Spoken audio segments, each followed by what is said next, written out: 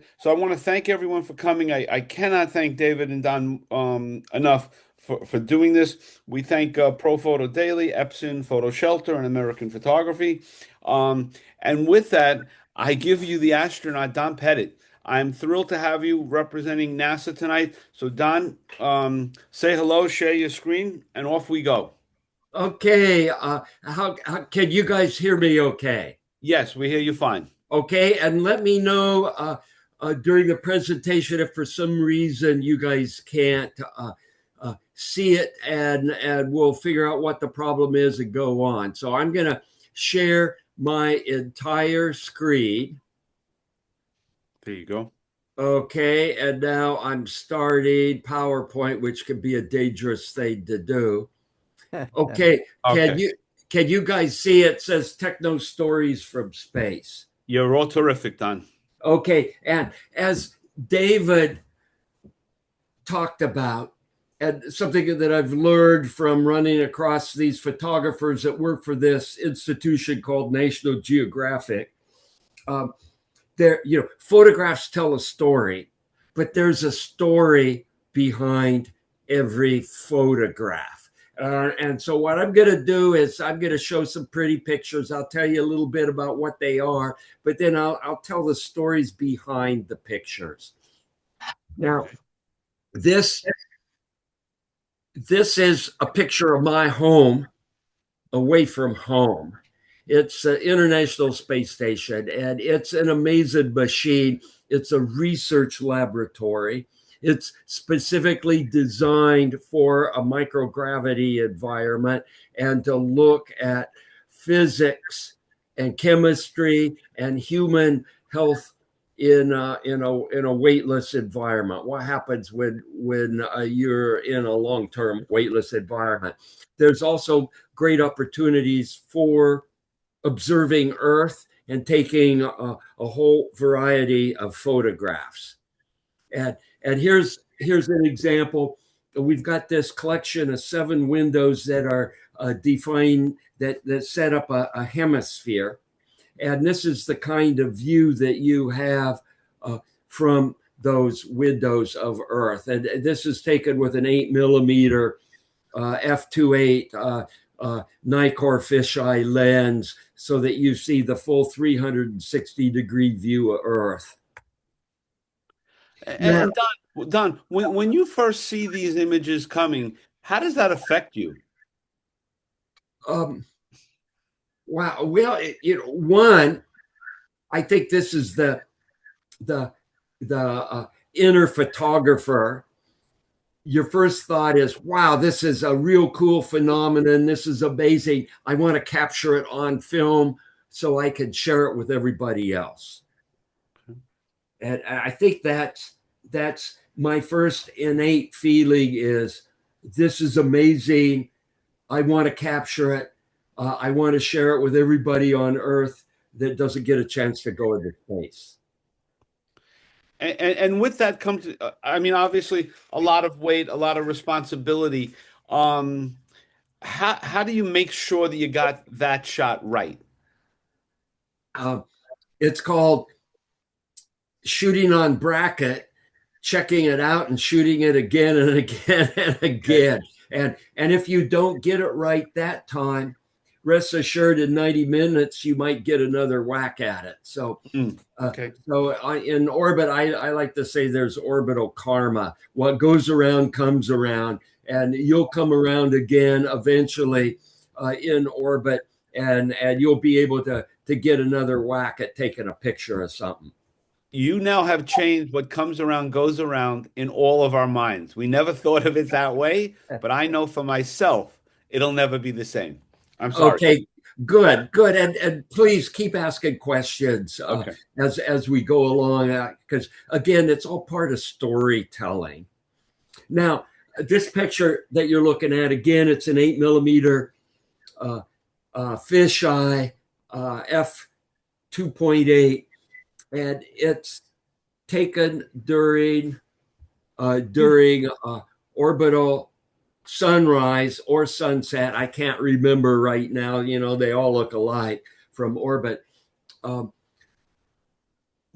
but the amazing thing of being in orbit, the counterintuitive, is the disk of the sun slips behind the limb of the earth in 7.5 seconds.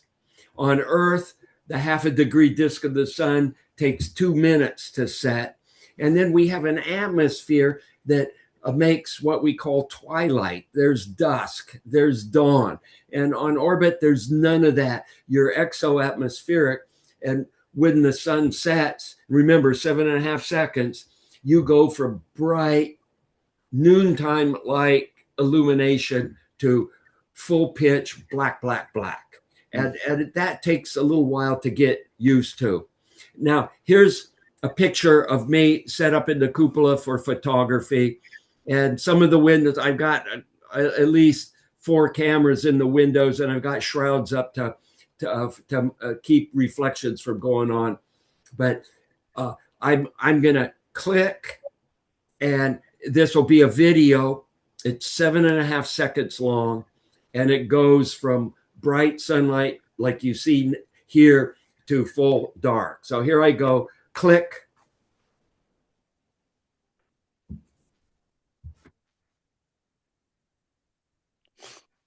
So that's how quickly things can change on orbit. And Don, you in the spaceship, your main function, and is it your only function to be taking photographs, or are you Oh doing man, I other wish tasks? we have no requirements to take pictures, and we do all kinds of work. We work about 13 hours a day, 6 days a week, and about half of that time is just taking care of the ship, Mm. which is about the same if you're on a sailboat and you spend much of your day just taking care of the sailboat, and then you spend the rest of your day doing whatever the mission of the sailboat is. And that's about the same thing on space station. And actually, I spent a summer in Antarctica and living about 200 kilometers from the South Pole in Scott tents. And we spend about half our time just taking care of the things we needed in order to stay alive. And then we could spend the other half of our time actually doing the mission. And it's about the same on station. Okay. So I love to do imagery at nighttime. What you're looking at is aurora. And aurora is amazing from orbit because of your field of view. You see things on the length scale of half a continent when you are on orbit. And just an example, when you're over Central Australia, you can see both the East Coast and the West Coast at the same time.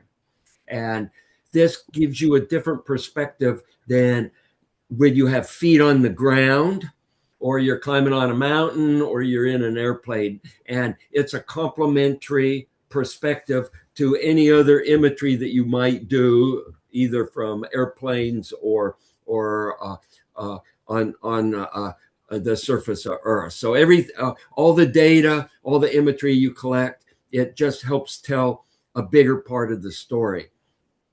And the green part of the aurora is about at 120 kilometer altitudes. Our orbit is 400 kilometers. So we actually fly over the green. And the red part of the aurora typically is 300 to 600 kilometers. So you are literally flying through the red, but over the green. And if you look out a nadir window, you see green. If you look port or starboard, you see red. It's as if you've been shrunk to some miniature dimension and put inside of a neon sign. It is an amazing phenomenon to see from space. And of course, you want to try to capture that and share. And this is an example of really strong aurora And this was October 2024 when we had this huge aurora storm. And normally the red is 3 f-stops weaker in intensity than the green. So you have to really work hard. You got to try to do high dynamic range imagery in order to get both the green and the red in balance. But this was a rare case where the red and the greens were both bright and of the order of the same magnitude. And So yeah, so Don, you're shooting out. You're shooting from your perch, right? yes. In this, and these two instruments that we see in front of us, what are those? Oh, that's pieces of space station.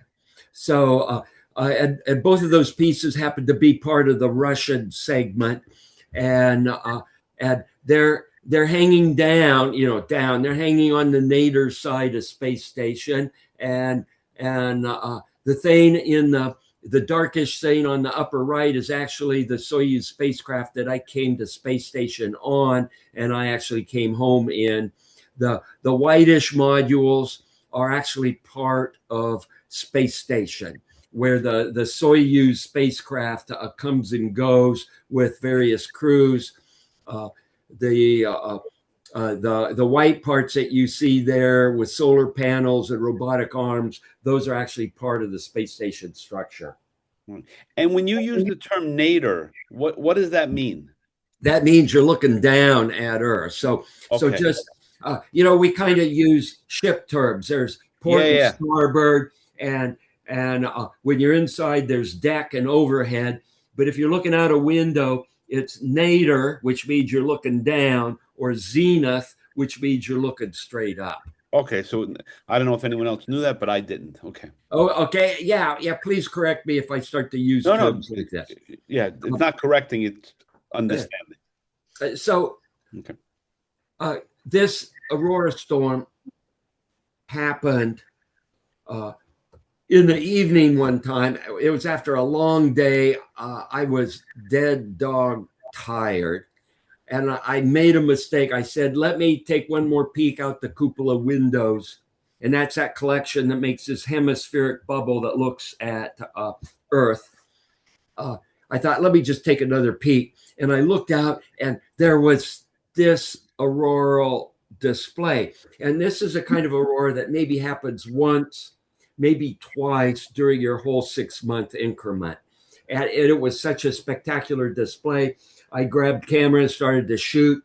And then a few minutes later, you were past where the aurora was, and it was over. And then you're thinking, in 90 minutes, which is our orbital period, you're going to see it again. But you're tired. It's like it's time to go to bed. So what you do is what any good photographer would do, and you stay up for another 90 minutes. And this time you have 3 or 4 cameras set up, and maybe you'll take 3 or 4,000 pictures while you do this aurora pass. Wow. And then after that pass, you look at your watch again and you say, wow, in 90 minutes, I'm going to be able to see this whole thing one more time. And you get seduced into staying up with just one more 90 minutes, and then just one more 90 minutes. And finally, most of the night is gone, and you realize you're going to have to report to work at 7 a.m., and you can't call in sick. And what I determined I had was an aurora hangover. Okay. And I mean, crazy question, having these other pieces in front of you I mean, that sort of gives you texture of where you are, right? I mean, It having it having, having these pieces, attached to the space shuttle, space. Yeah, it does. That's a good point. There's only a few windows that look out, and you are stuck with those views. For example, you can't go 10 feet to the left or the right because there isn't any window, and whatever structure happens to be within the field of view, you have to deal with from a composition, from a photographic composition, and sometimes you want space station structure in the field of view, and sometimes you want nothing in the field of view except Mother Earth. And I'll show some examples of that. So you get to choose somewhat your composition, but you're always going to be framed by where the windows happen to be. Right. And so, in any shot that you take, those folks are going to be right in front of you all the time. Yeah, if for this particular window, there's nothing you can do about it. Right. No, That it's fine. part of the station structure is always going to be there. And can you give us a little context? Like you're coming upon this when it's the first time. I mean, our cameras, because everything's with gravity being an issue. Like, are you grabbing this one, then this one floats away? And I mean, do you have any color around that? Yeah, I've got some later pictures that show Okay. some of the setup in the cupola. We've got Bogan arms, which I guess now are Manfrotto arms because they've been bought out. And these are a one knob controls a ball joint on each end and a elbow joint in the middle, and they're very useful on orbit. And you can cantilever them out in a weightless environment that is impossible on Earth. And we can clamp our cameras in these Bogan arms and then clamp the other end onto the window frame. And this allows you to set up 2, 3, 4, 5 cameras and have them each expertly framed for the composition you want. And then you can set them all on intervalometer and shoot 3,000 or 4,000 pictures per orbital pass. And this equipment, is it specifically designed for your atmosphere? From a gravity standpoint, from the size of space that you guys are in, do they design for you? No, it's off the shelf commercial equipment. We're shooting with Z9 cameras now and a whole series of different Nikon lenses.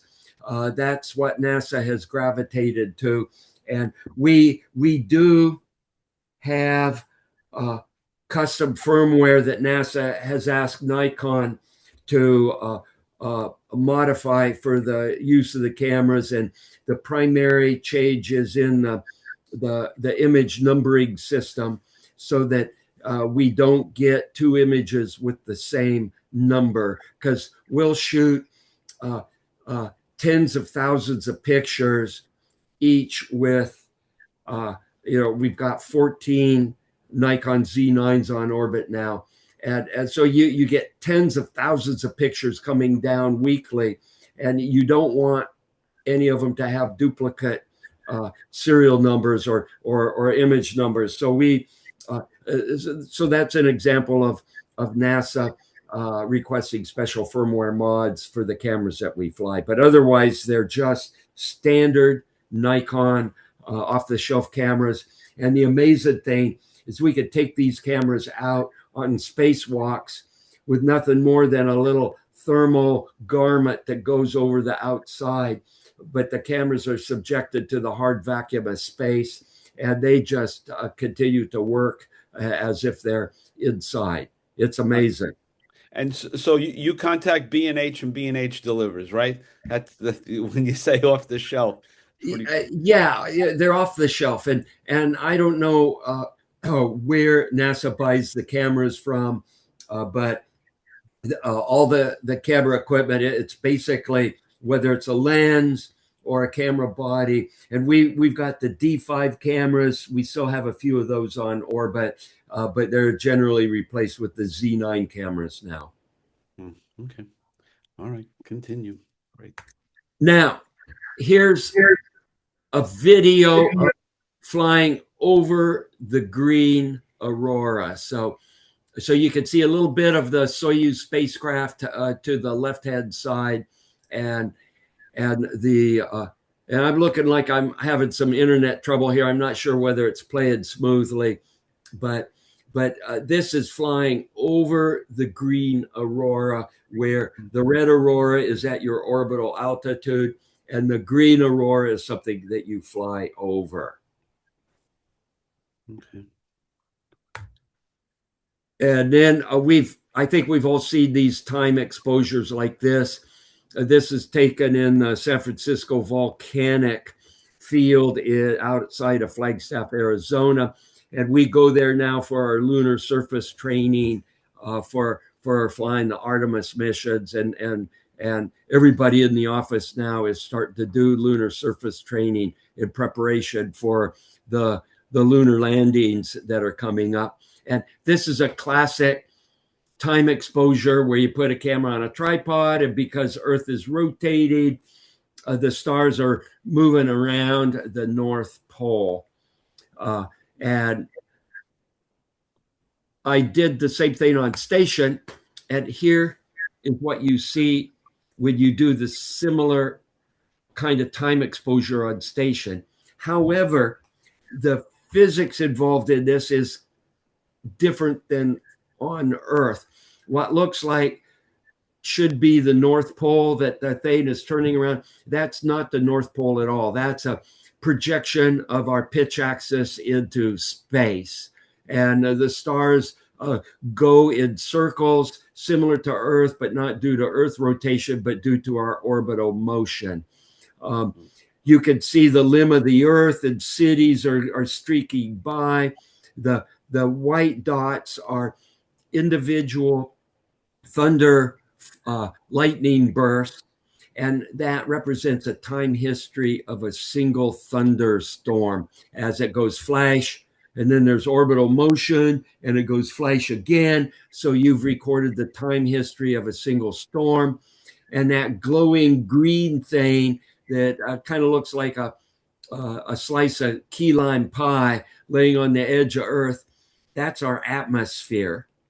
And that's all we have. And the thickness, the scale height of that atmosphere is 120 kilometers. And right at the top of that is where the green aurora is. And you can see a fainter reddish glow. And that's a different part of our atmosphere. And the center of that is right at our orbital altitude.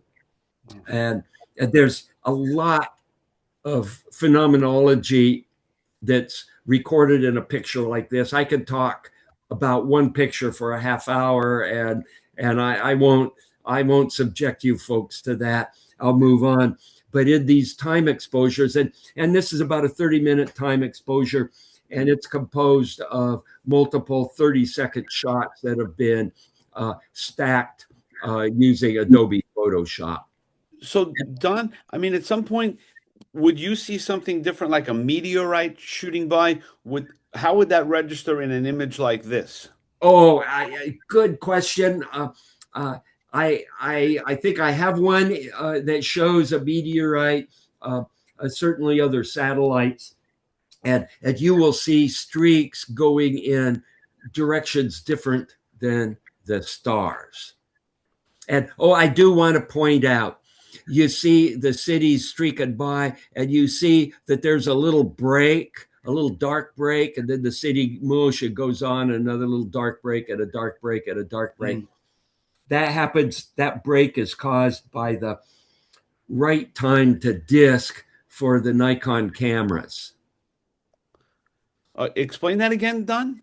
Well, yeah, you see the city streaking by, and you see there's little breaks in the continuity of the streaks, and that's a 30-second exposure, and then it writes to disk, and it starts another 30-second exposure right away, and that little break is the time it takes for the Nikon camera to write the image to a memory, and then it starts in on another picture. Okay, I get you. Okay. And because this is made from a series of shorter exposures, you can put this together and you can make it into a video. And here's an example of the video, and you can see the time history of the thunderstorms coming in, and you can see the stars moving. And oh look, there's a meteorite streak that's in kind of the center right hand side of the image. So there's the thunderstorms coming in. I'm showing again. There you can see the meteors. Yeah, we saw it. And actually, I take that back. That's not a meteor. That happens to be a satellite. Satellite. And how do you tell the difference, Don? Okay, I'll show you one. I know that meteors go from high to low as they go into the atmosphere, and if you watched that streak, it went from low to high. So that's most definitely a satellite. Here's another example of a time exposure, and Earth can take on many different characters at nighttime, and sometimes it gets this eerie green glow to it. Really kind of cool. And let me go back. Here you can see those two space station structures with the thing that says what looks like COIO3. That those are actually Russian alphabet letters, and that says Soyuz, and that was the spacecraft that I went to space station on this last mission. So I'm always happy to see that when I look in the window. And in the lower left hand side, that's the Northrop Grumman Cygnus, a cargo vehicle that brings supplies up the station. And once we offload the supplies, we fill it full of our trash, and we undock it, and it burns up in the atmosphere. Mm. And the thing hanging down kind of in the center towards the right, that's part of the Russian segment space station structure. That happens to be their laboratory module. Here's a great question. How do you prepare your photo strategy beforehand? Um, this is the fourth time I flown to station, and I've spent a total of like 1 year, 8 months on orbit. So before this mission, I had a really good idea of what I wanted to do, and I was able to talk NASA into flying a number of special lenses for me. And since I really like nighttime imagery, I talked them into flying uh, and Ari Zeiss a prime lens that could be adapted to the Z9 camera. And that was a 15 millimeter T1.8 lens. It was really, really sweet. And I took a lot of these pictures. I probably took this picture with that lens on a Z9. So, So yeah, part of it was I planned before my mission because I'd been there before. And part of it is you take advantage of whatever happens to occur during your mission. right. So before you go up, is it in your head? I know that at some point I'm going to see this or I'm going to see that. I mean, do you have that sort of like checklist in your brain? Yes, I do, because again, before I flew on this last mission, I'd spent over a year living on station, and on three other missions. So I had a pretty good idea of what you could see out all the windows and what kinds of things I wanted to record. Right. So I mean, Now, like in a shot like this, and this shot as well, there's magic happening right in front of your eyes. It's just unbelievable.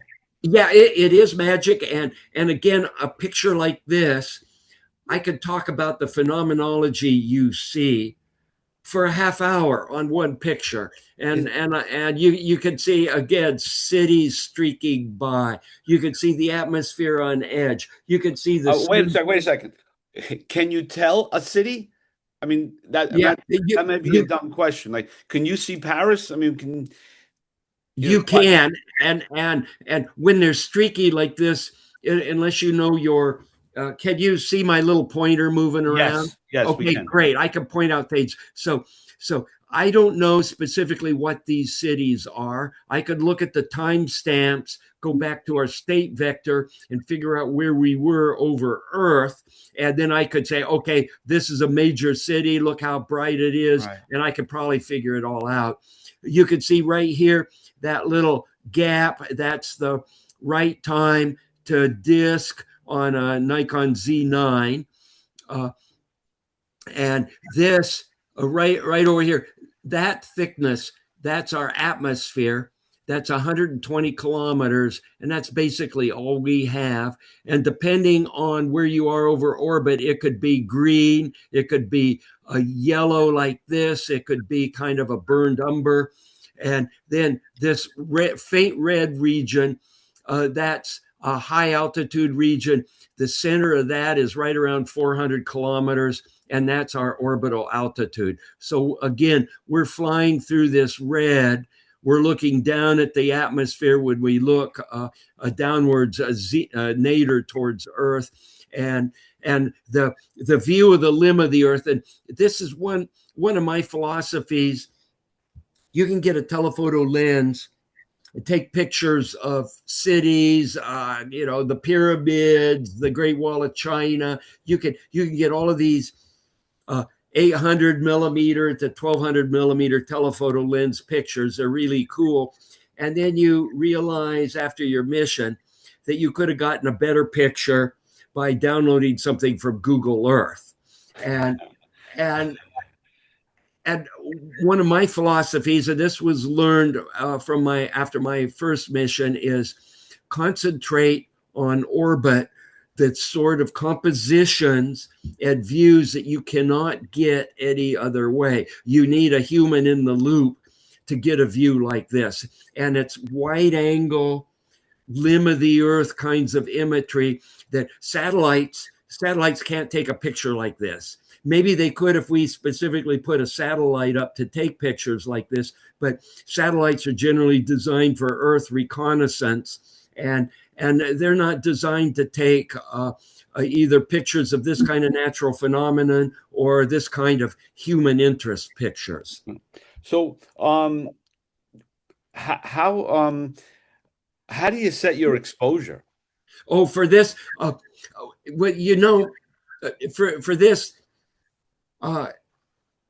you say, I'm going to shoot my lens wide open because this is a high quality lens, so I get as many photons in as I can.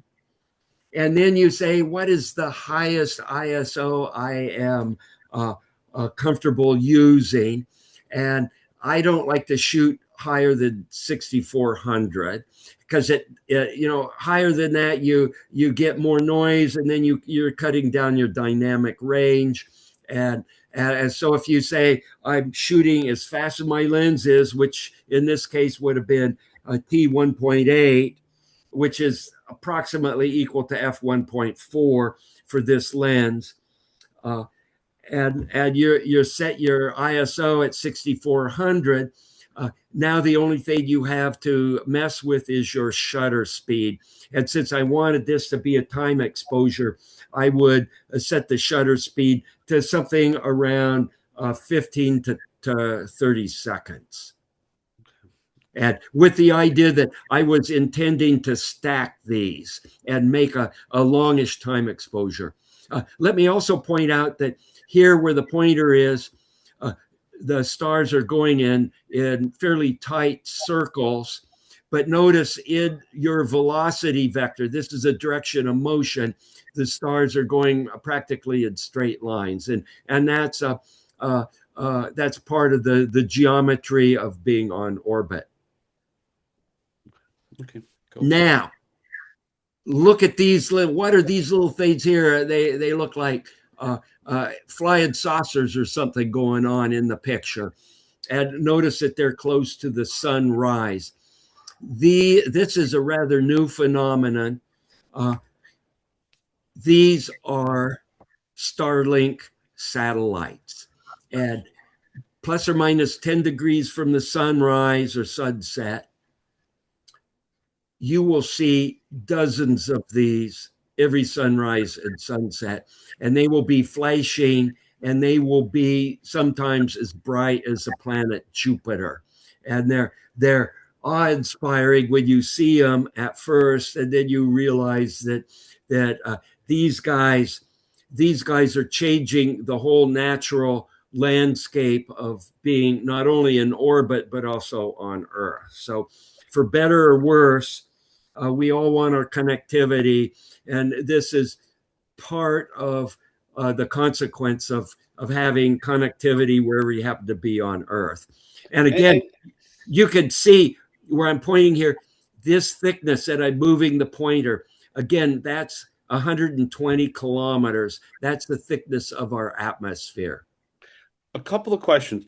These um these satellites, are they ever in your way? I mean, the space, I mean, how dangerous is that? Also, these photographs, do you own them? Does NASA own them? The government owns them? Who owns them? Two questions Okay, there. good questions. And first, let me talk about the ownership of this. And I know this is going to sound un-American, but every picture I Everything take, is un-American these days. yeah, yeah, every picture I take uh, while I'm employed at NASA is in is first owned by NASA, and NASA makes them public domain. And I actually like this because it's a public that's paid for a space program, and the photographs and the memories that come from it are oftentimes the long-term benefits, and they're available to anybody that wants to download these pictures from a public NASA website. And you know, I am also restricted to making, I can't make any monetary gain from any of these pictures. And I did a few years ago publish a photo coffee table book called Spaceborne, and one of the stipulations was I couldn't have any financial gain from the book, and part of it, part of that says I can't publicly say that I've written a book. So you can't do book signings and things like that because that would be considered personal gain. So I get to walk to a rocket and get blasted off into space, and I get to use all this cool equipment at a great taxpayer expense. And the compromise you make is everything you say and do is basically public domain. Okay. And so how do you avoid satellites? Uh, the Starlink satellites are in a different orbit than station, so we don't really need to worry about running into them. Okay. And it's kind of the big ocean theory. There's a lot of ocean, and how often do two boats collide? And well, it does happen, and every once in a while there will be two satellites that collide, and NASA intentionally puts things in an orbit that tries to minimize that, unless a couple of other countries put satellites that do anti-satellite testing that happens to interfere with the space station. But so far we've been lucky, and we haven't had any significant damage to station from orbital impacts. Now, let me move on. Yeah, keep on going. The next picture is going to be, it's a short video clip repeating that shows about a 4x sped up view of these Starlink satellites. So this is about 4x faster than real life, and this is what you see with your eyeball. This is not an extraordinary view. This is just what it looks like, except 4 times faster. And I like to refer to these things as cosmic fireflies. It definitely changes the scape. Oh, this is a different kind of time exposure, one where the orbital motion has been removed. And this allows a time exposure of the stars where instead of being streaks, they're points. And this picture shows the Milky Way, which is here. And this part is called the zodiacal light. And that's basically light scattering from the sun, from debris left over from when our solar system was constructed.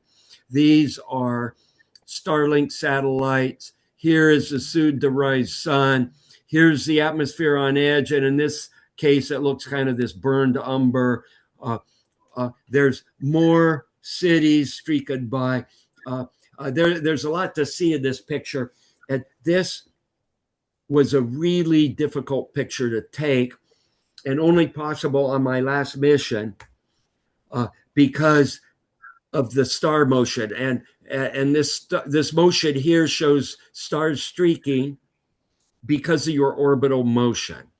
And it's you can't make a longish exposure and still have the stars as pinpoints.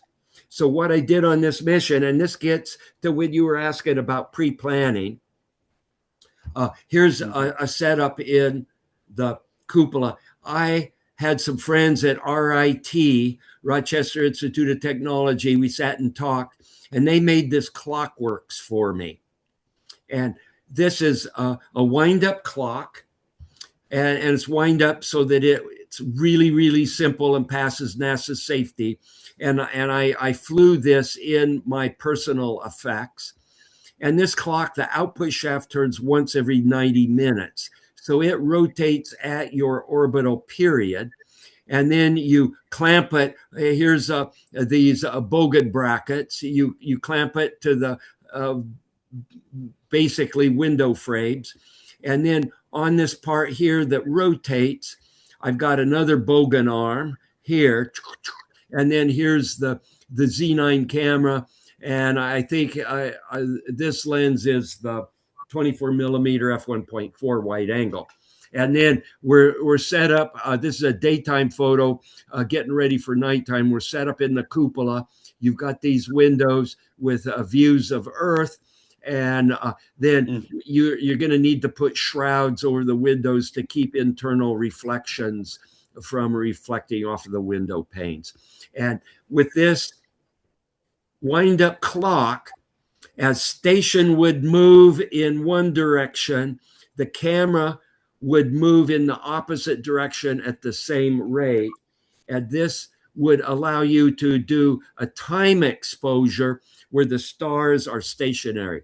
So again, here's a picture, normal picture without this little tracker system. And here's the same picture taken with the tracker system. And this allowed me to do exposures that were 60 times longer than previously possible and still have the stars as pinpoints. So this allowed for the first time this kind of picture of the Milky Way, because this exposure, if it was 1/60th of this exposure, you couldn't get this kind of detail in the picture. You see the Milky Way, you see the upper region of the atmosphere glowing red, you see the rest of the atmosphere on edge, you see the sun getting ready to come up, you see these yellowish hues, you see color in the stars. This kind of picture was not possible without this little wind-up thing that my friends made at RIT. And for amateur astronomers, the tracking device that counteracts Earth rotation, it's called a sidereal mount or a sidereal tracker. And I started to call this my orbital sidereal tracker because it counteracted your orbital motion, which on Earth you'd counteract Earth's rotation, but this one just did it for orbit. Here's another picture of the Milky Way going into aurora and a rising sun. And sometimes with aurora, you get this blue purple aurora. You never know if you're going to see it. So you got to have a camera set up ready to go. And anyway, these are the kind of pictures that I was taking on my last mission that I think are truly unique. Wow. So, just a couple of questions. The thickness of the glass shooting through that, from the spaceship, is that an issue, or you've already figured that out? That's one thing everyone should notice in the chat room. There's the NASA.gov images where you can see all of these images. And has Nikon put your name on any of these pieces of equipment that you've asked them to design? I mean, there's got to be the petted arm. Yeah, well, Nikon, NASA does not let us do any endorsing. So I can say things that are factually true. I can say we use Nikon Z9s on orbit, but I can't say anything like, well, the Nikon Z9 is the best camera that's ever made. You know, I can't say that because that would be an endorsement, and we're not allowed to make any endorsements because that connotates a personal gain and all that kind of stuff. So again, it gets back to I can't make any more money than what NASA pays me, and that's okay because my spacesuit probably costs $10 million, and I get to walk to, I don't own it, and it could be resized to somebody else when I'm done with it.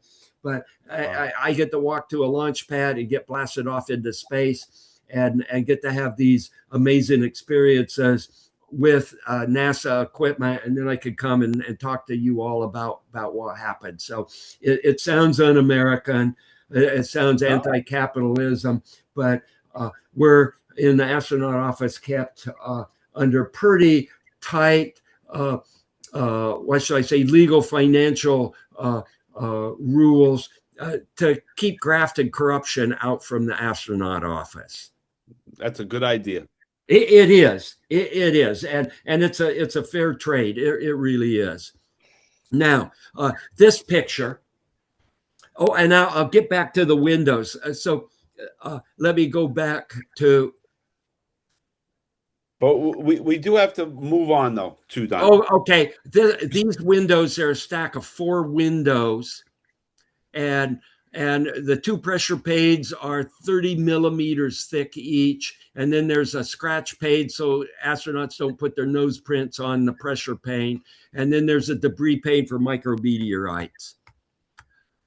Okay, this is another picture. This is out the SpaceX Dragon windows, the Crew Dragons that come up. And again, this was done with the tracking device, and it allows that faint region of the atmosphere to really come in because this is 60 times longer than a normal exposure. And then you can see Southern Hemisphere stars, the large and small Magellanic Clouds. Oh, I got to show this. This is a quick video clip. So just to show you how you deal with your cameras on orbit. Right. That's what I was, So I caution you guys, don't try this at home.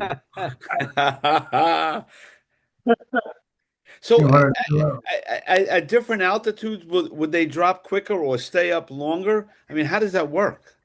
What you do is you match your orbital velocity to the altitude you happen to be at. So it really wouldn't make any difference whether you were at a 300-kilometer orbit or a 500-kilometer orbit. Okay, I have the good fortune of knowing this guy by the name of Babak Tafreshi.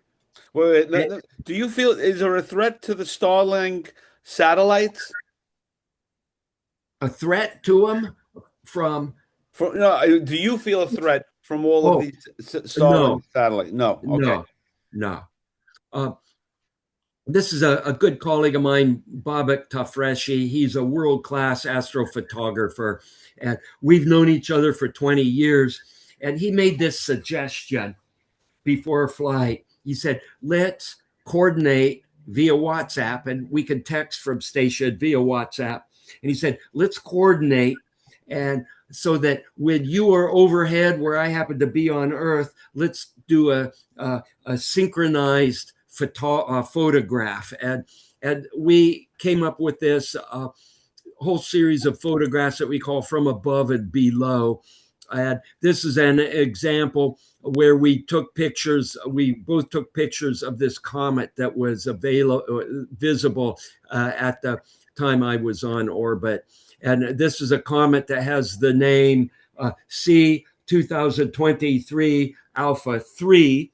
And it turned out to be quite a spectacular comet. And when I was taking the picture above, Babak was below taking a comparable picture when we were synchronized in my orbital position over where he was. And what is the window on this, Bob? Done. What do you mean window? Like when he's taking the shot and you're taking the shot, how did that sync up? It depended on what the phenomenon was and where we were looking. Sometimes I was doing a nadir windows. The top picture of this comet was taken out from the cupola, one of the side looking cupola windows. So it just depended on the phenomenon. Uh, Right. And Here's just one other thing. One other thing. Do you shoot? I mean, is it, dare I say, is it boring to be on Earth and shooting just on the on the ground after living this experience? No, not at all. Okay. I feel naked if I don't have a camera with me, and I'm always taking pictures. I mean, Okay. go figure. And I'm looking at the time. I thought I was only going to talk for 30 minutes, and I'm going over here. So let me cover a couple more topics, and then let David take the show. Um, One perspective from orbit is a nadir view looking down on thunderstorms. And this is a straight downward view on thunderstorms. And you can't get this from Earth because these thunderstorms, the tops are basically at the altitude that airplanes fly. And satellites can take pictures of these things, but they're optimized for other things and they're typically overexposed. So I would take these with the 200 millimeter f2 lens at 120 frames a second, and the exposure was about 1,200th of a second. So these are optimized exposures for the capturing the structure in the lightning flash, and then you can put these together and Mm. make a movie of what the flashes look like. And one of the fascinating things is you can see sprites and blue jets that emanate from these thunderstorms. And so this is really new information, a different perspective on the same kind of thunderstorm, but this is from an orbital viewpoint. Wow. And then I had a grading I could put on the lens, so I've got thousands of pictures of like this that actually has a spectra associated with the flash. And given time, I can do a densitometer scan across the spectra and actually show what the spectral emissions were from these thunderstorms. Let me just quickly go through this. Uh, Sprites. This is a Bobek Tafreshi picture of sprites. We can see them from orbit, but with a little different view. And this picture happened to be captured by one of my colleagues, Matthew Dominic. And then here's another one that an astronaut, Nicole Ayers, captured. You have to kind of be lucky in order to capture a sprite like this because they What only is this, last Don? for a Tell us what second. this is. What is Okay. this? This is, okay, right here. This is upward directed lightning. And we typically think of lightning as just being a flash down here, but there's this relatively new atmospheric phenomenon that digital cameras have brought out where not only does lightning go down towards Earth, but it also gets directed upwards into space. And it goes almost halfway into space. In this picture, the top of this lightning flash is at about 60 kilometers. That's right on the fringes of space. And it starts off as this blue jet, and then it turns into this pinkish red emission. And these things are called sprites. Here's what they look like from Earth. They look like, well, they're electrical discharge upwards of 60 kilometers. It's hard to see the blue part of the sprite from So, Earth. that actual red that you see, is that a flame? Is that just light? I mean, I apologize for the layman's questions, really. Oh no, these are good questions. These are good questions. It's ionized nitrogen. Ah, So that's what I thought. so the Okay. lightning, since it's electricity, it turns certain parts of the atmosphere into something equivalent to a neon sign, but instead of neon emission, you have nitrogen emission. And down low at the denser part, the nitrogen emission is blue. But then when you get into the rarefied region, it shifts to this pinkish red. And the blue region is around 391 nanometers, and the red region is around 762 nanometers in terms of the spectrum. And it's a fascinating phenomenon that 20 years ago, people thought you would be crazy if you said that you saw an upward directed lightning flash going into space. And now there are hundreds, if not thousands, of pictures of these, all from Earth, or I should say mostly from Earth, but we are capturing some of these from space station. And again, it gives you a different perspective of the same phenomenon, and it adds more information. And those are the white lights that we saw. That's obviously that's other big cities. Yeah. These are cities, and this kind of whitish state, that's just normal lightning discharge. And then out from this normal discharge, you get these upward directed spurts or sparks, call it. And we're still, we as scientists are still trying to figure out exactly what's going on here. It's a relatively new phenomenon. It's transient. It's difficult to photograph, and people are still trying to figure out what's going on. Wow. Now, let me. I could talk a few more minutes on cities at night. I see I've burned up my hour, and we really, I want to listen and hear what David has to say, because he's when he started talking about film and winding the film back in his Nikon camera, that brought back memories to me when I was in high school. All right. So what we'll do, Don, and we'll see what the reaction is. We'll have to have you back, right? Okay, I We'll would have you like back, that. and maybe what we'll do is we'll coordinate with um her name just slips out of my mind, with Yeah, Shiva. With Shiva. yeah. Maybe we have you back with Shiva and we can Okay. continue on that vein. Okay, let's do that. And let me just end. This is a picture of Florida, all of Florida, from Key West all the way going up into Georgia, and Atlanta on the upper left. And you can see Miami and uh, St. Pete I and see St. Pete. yeah, and Orlando, and and taking images of cities at night is another one of these amazing perspectives that you can get at night. And I've got images that transcend from 2002 to 2025, and the whole character of our images at night, switching from sodium vapor and mercury vapor to LED lighting, has completely changed what the surface of Earth looks like. And let me sign off now and save that for another time. I apologize that I thought I had 30 minutes worth of stuff, and here I blabbed on for an hour. Let's let David have a chance, because I really want to hear what he has to say. Okay, with that, stop sharing. Don, I think left us speechless. And I do have to reference Adam Grossman. He's so caught up. He's either drunk or he's amazed because he said, don't mind paying my taxes after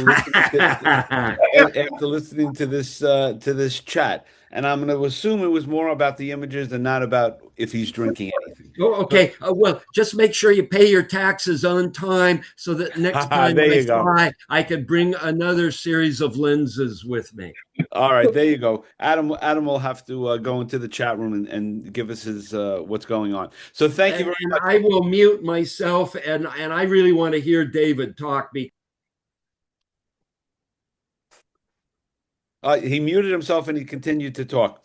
So, so with that, David Burnett, thank you so much for doing this. Thank you for waiting. I know it was longer than we anticipated, but we all, are ready for you, David. So share your screen and off we go.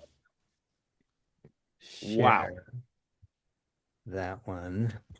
There you go. Sure. All right. And do you hear me? Yes, you're perfectly clear.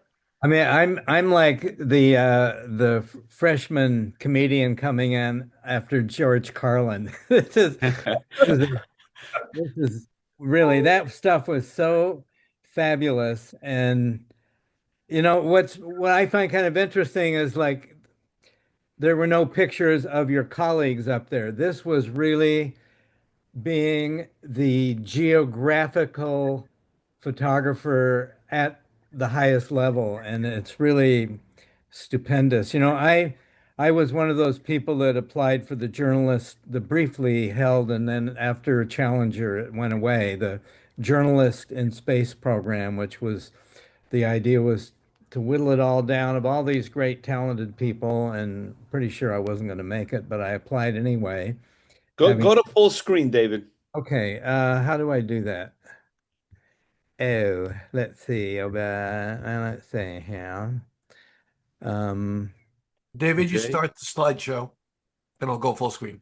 all right. Well, let me go. If I do that, I gotta go here and there. There Okay. you go. All right. Perfect. Are we up and running now? Yes, we're great. Okay. Anyway, that stuff is really beautiful. I realize I've been like many of you, this was a press card that goes back to my freshman year in college when some kid came running through Slocum Hall at Colorado College selling press cards for $5 to the non-existent intracollegiate news service. And it sounded pretty good. And I bought one. And a week later, I was on the sidelines at the Denver Broncos football game. And I thought, well, if you've got the right pass, you can get places. My aunt had been in Germany in the 1930s and bought a Leica. And when I started taking pictures, she gave me the camera. I think this was probably senior year of high school or maybe early in college. And this is me, I don't know, 50 odd years later with the same camera. And I posted this picture on Facebook, and one of my snarky buddies reminded me where all of the wrinkles in my forehead. Great. That's a Leica. You don't want to drink the bong water, just under any circumstance. But it's just, honestly, we are a pretty interesting group of people, the photographers. And one of the things I've really loved through the whole of my many-year career is just the people that I've met along the way. That picture was from Mark Tucker. I was also very much inspired in my desire to be a journalist by Ed Murrow and Edward R. Murrow's radio broadcasts from England during World War II, which were the kind of first person journalism that I wanted my pictures and my stories to match, except done with a camera rather than a microphone. You really made that connection that way, huh, David? Oh, I mean, I had a hockey injury my junior year of college, had to drop out of Colorado College and go back to Salt Lake for a semester, had a spinal fusion. And while I was recovering at home for about a week, my mom had bought a 4 LP set of records of the best of the Edward R. Murrow broadcasts from London. And I mean, I could recite probably half of them to you right now. I played them so many times. But it Wow. was and you can find them online. They're all over. If you just do Edward R. Murrow, this is London, you can find the recordings. And his way of telling a story very simply and direct and beautifully done was something that really inspired me. And sometime over a couple of martinis, I'll give you another great story about that, but not for All tonight. right. Um, I was reminded that every time I would go somewhere, in this case, I was driving from the far left, which was the Cottonwood suburbs of Salt Lake City to the far right, which was downtown, to deliver my cousin Howard back home. But if you had a camera in the car, when stuff happened, you could make a picture. And I had my little flip-flop tripod again. There it was, set it up with my Yashica mat, used my hand as a shutter, and I made these pictures of this giant lightning strike over Salt Lake. Went into the little weekly paper I was working for the next day, made a print, tossed it on the editor's desk, and it was the only time I've ever actually heard the words, "Well, we got to stop the press. This is going on page one." So, Ah, from an early on, I was 17 when I started shooting um, stories for the local paper, and then later added Salt Lake Tribune. And when I was in college, I had a summer job with Time Magazine in New York. And I just wanted to really, like everybody of my generation, I wanted to work for Life magazine. Um, right before my senior year of high school, Craig Breedlove came to the Bonneville Salt Flats, which was then about 2 hours away from my house, and broke the world land speed record. And I was there with my Pentax and my Yashica mat, and I made this portrait of him. And I was already at 17, I was already using sepia toning, which, when you would go out to the furnace room to print, which is where we all printed, um, I made 3 or 4 copies of this print, wrote a letter up asking would if sending Craig a print and putting an extra in there asking would he send me one back, and he signed it like this and sent it back to me. And my brother, the Wall Street guy, was always big on telling me that, well, photographers are dorks, and I'd never bought into that. I mean, occasionally I felt kind of dorky, but every year now on the anniversary of the day that Breedlove broke the record in August of 63, 1963, I send this picture to my brother, reminding him that when Craig Breedlove wished me the best of things, it was always, and that means today too. So, all right, something ah, broke. okay. Can you still see pictures? We only see you. Okay, so something happened here, and I got to go back to share, I guess. Yeah. Okay, well, it blew out. So let me get, um, here we go. Photo Mechanic Plus. I don't know why these things happen. No problem.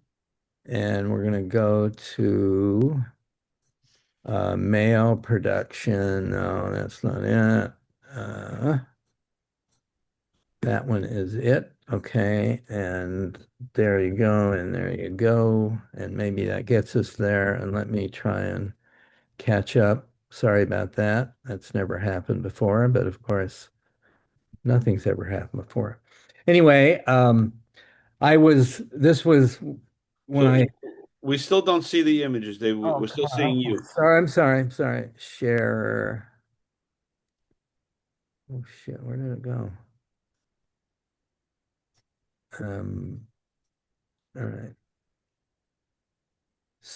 It's not showing the screen. It's showing something else. So on the bottom, you should see the thing that says share. Okay, share. There you go. Yeah, but that's not what I want to share. That's my Right. how I get to it. When you click on share, you'll have there you go. Right. Now, You is just want that to click that. It looked like Photo Mechanic crash. Just click on cancel and you just start Photo Mechanic again. Oh, okay? there you go. Right. So now if we come back to slideshow, Yep, Yep. there we go. okay. All right. It's pretty good. That's never happened before, but when you have more than one person looking. Um, I was all through high school. I was one of those kids who loved seeing my first print develop in Dectal, and that magic's never gone away.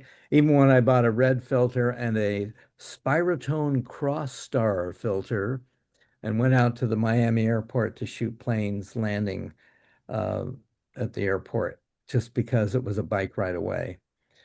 I was After graduation, I moved to Washington, covered Lyndon Johnson his last year, the arrival of Richard Nixon.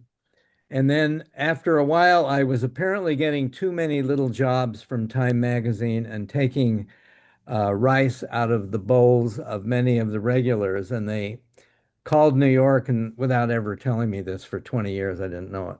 Said, can you get rid of Burnett and get him somewhere else? So then they said, would you like to go to Miami? And I said, I'll go anywhere. So off to Miami, I went with occasionally, but I was like many of you, I was a child of the space age.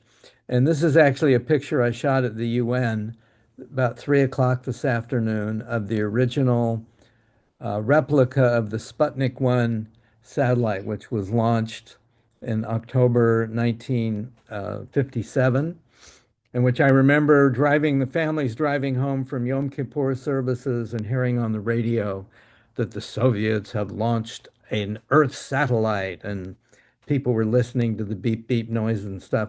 And that just kind of made everybody who was born in the late 40s and the early 50s became interested in space.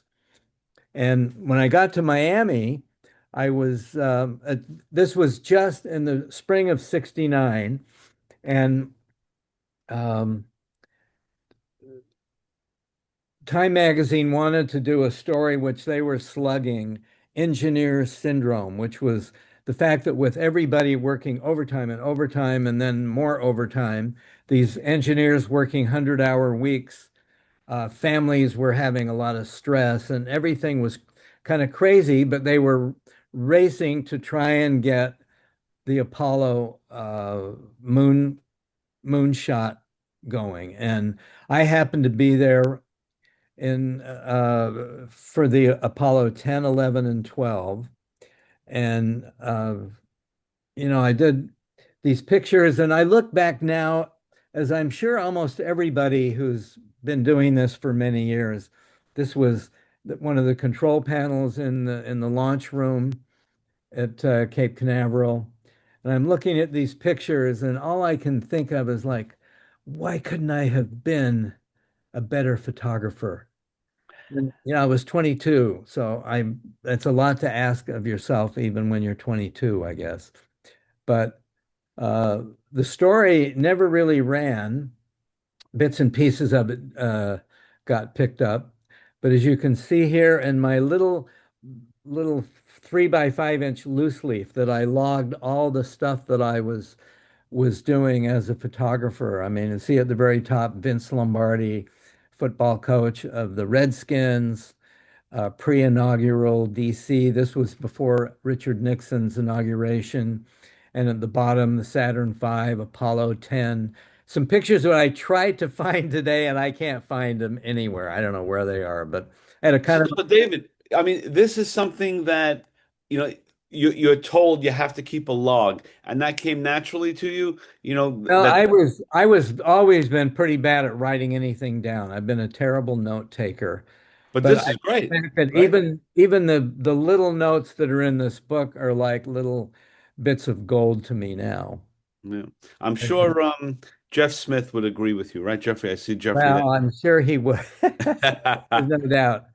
Um, but I've always been an aviation nut at heart. And when this kind of wild and crazy guy in Virginia named Ken Hyde decided to build a Wright Flyer in honor of the centennial of the Wright brothers' first flight from 1903. This was 2003, so it's like already 23 years ago.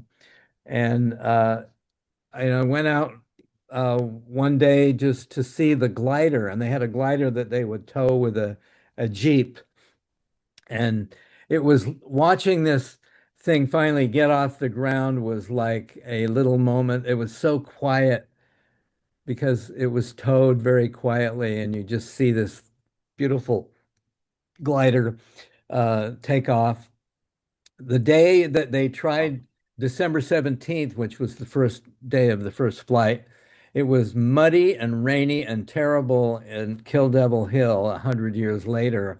And the when they tried to fly the engine powered plane, it just kind of zipped down to the end of the rail and fell off into the mud. So they didn't, 100 years later, they did not have they didn't have the weather, but they didn't have the luck that the Wrights had. But all And these, what format is this, David? okay, this is I had took my speed graphic, which mostly like almost everybody watching is probably a 35 millimeter photographer, and for the most part I was. But by 2003, I was starting to look around for in politics and in sports and all these other things I was doing.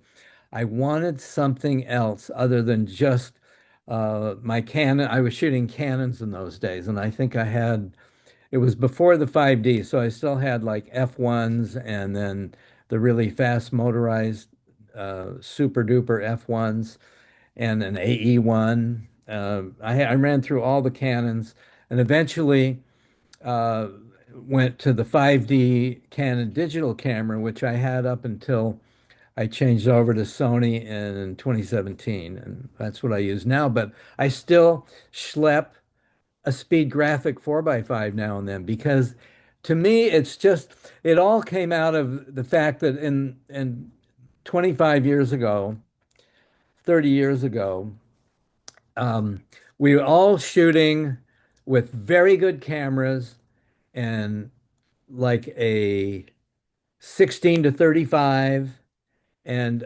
70 to 200.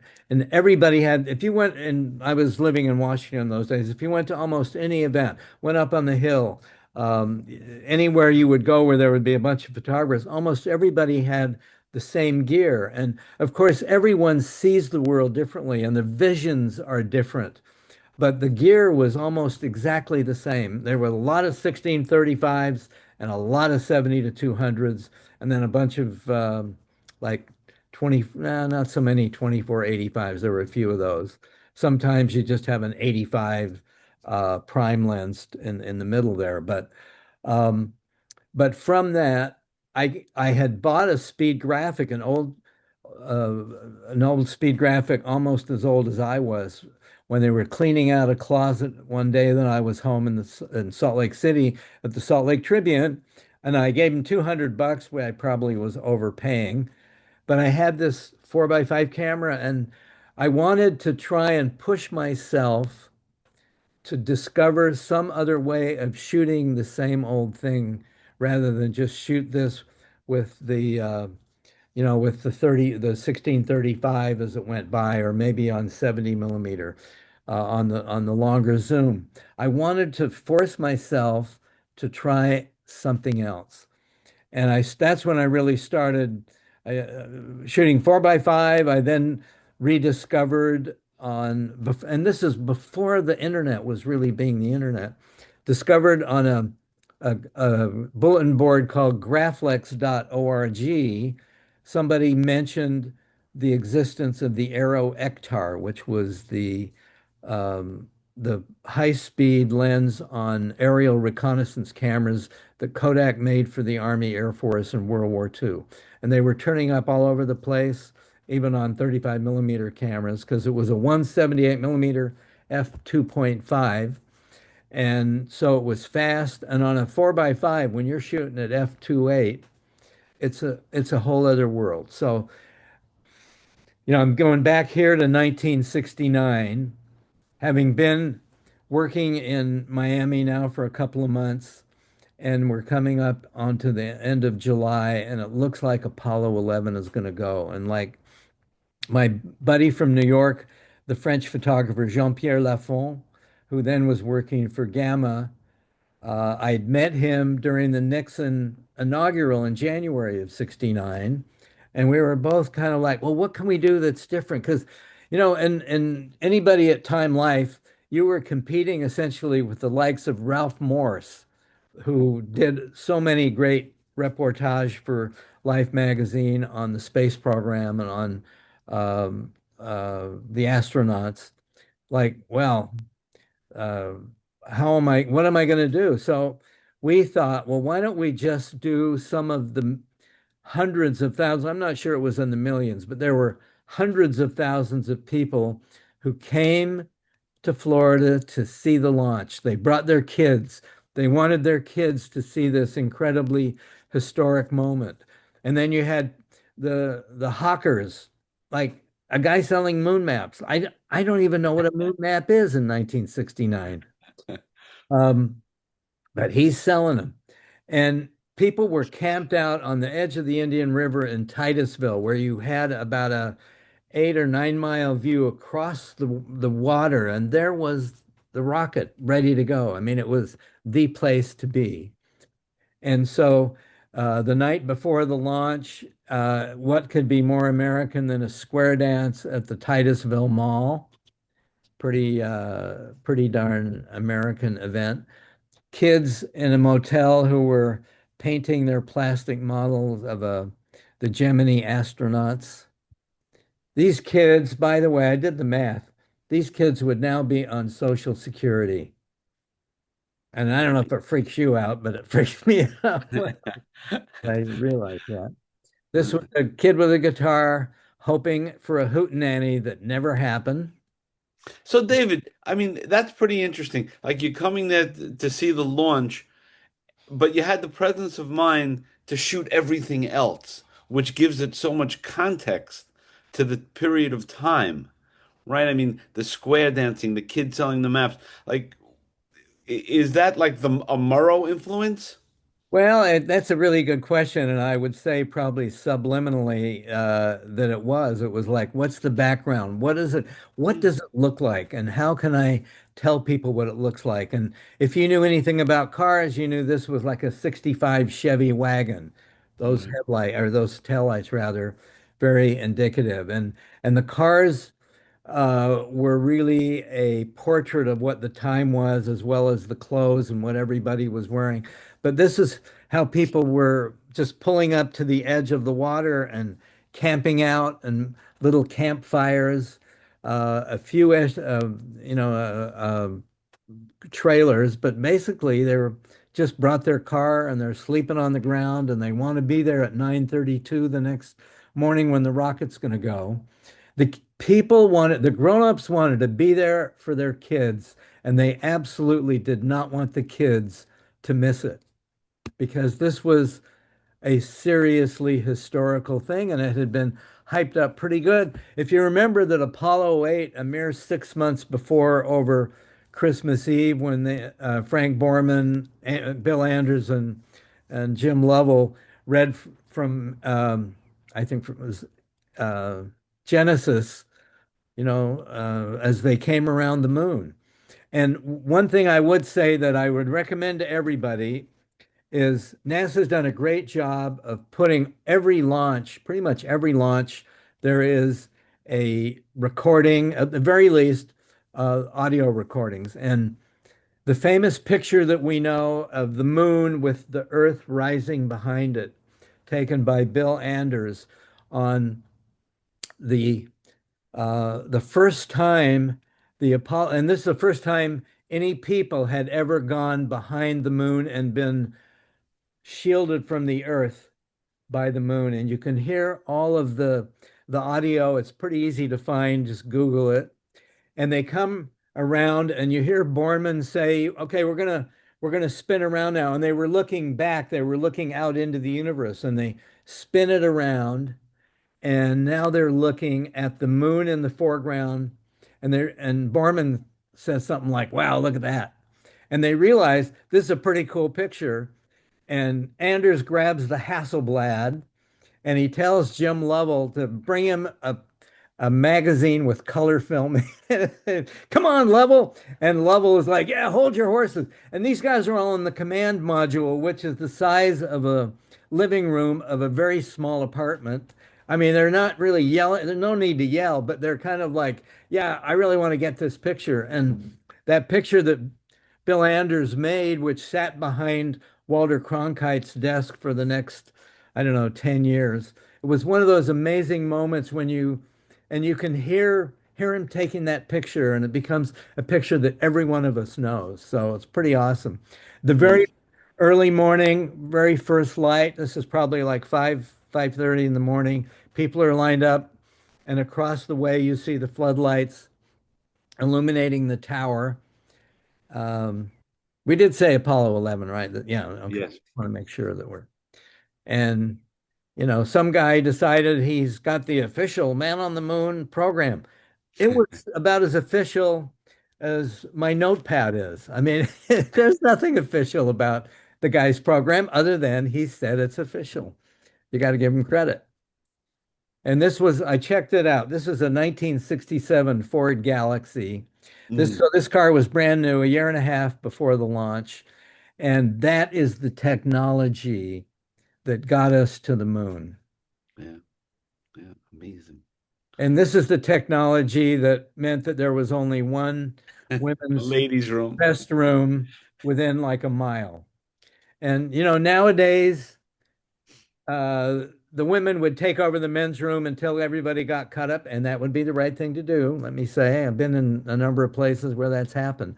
But just as something to shoot, it was like, wow, this is another one of those crazy things that's happening. And Your presence of mind to get all this is really phenomenal. Really well, phenomenal. and a kid with the Dixie flag, and oh my God, a transistor radio. Maybe we can hear it on the radio.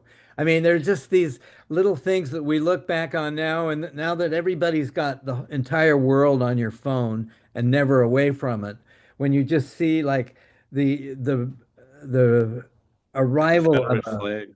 little double A powered transistor radio is a big deal. And uh, it was also a time about which you could say, and this is my daughter, the actress. This is her favorite Right. picture, and it's the one I describe as that if you can't get lucky the night before a moonshot, it probably won't happen. But it was just A so great much life going on in all these cars that were parked waiting. And so this is Jean-Pierre picture. with his little three-step ladder, which all good French photojournalists carry at all times in order to get over the heads of everybody else.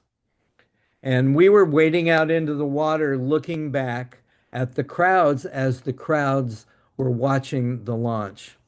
Now, these guys, to be honest, I think they arrived in the middle of the night. When you go to sleep with your shoes and socks on, your Oxfords on, they may very well have slept through the launch. I will never know really what happened, but I never heard from them again afterwards. And your head underneath your head. Reopen. Okay, sorry. No, just we real. And Okay. that guy had his head underneath the car. Bug Splat. Get out of here, Bug Splat. All right, let's see. Let's go back to Mayo Productions. How can we help you? I'm going to get down here to where we're not stressing it with everything. So I'll start with JP, go to the end, bada bing, bada boom. Please give me JP. Okay, are you seeing that okay? Yes, we're fine. Okay. So these guys, and so I know everybody watching has heard the word Instamatic before, but I think a lot of people, if you're under 40, you may never actually have seen an Instamatic. And those three cameras on the left are all Instamatics, and the guy in the middle, I think that's a Zeiss Iconomatic, if I'm not mistaken. How proud he looks, my God. Everybody brought a camera because, hey, it's the moon launch. Yeah. And what started to develop as you could feel it happening as when it finally got around to 9:32 and the launch took place and the pummeling of the shock waves coming across the water and kind of banging on your chest like this. You could hear it, you could feel it.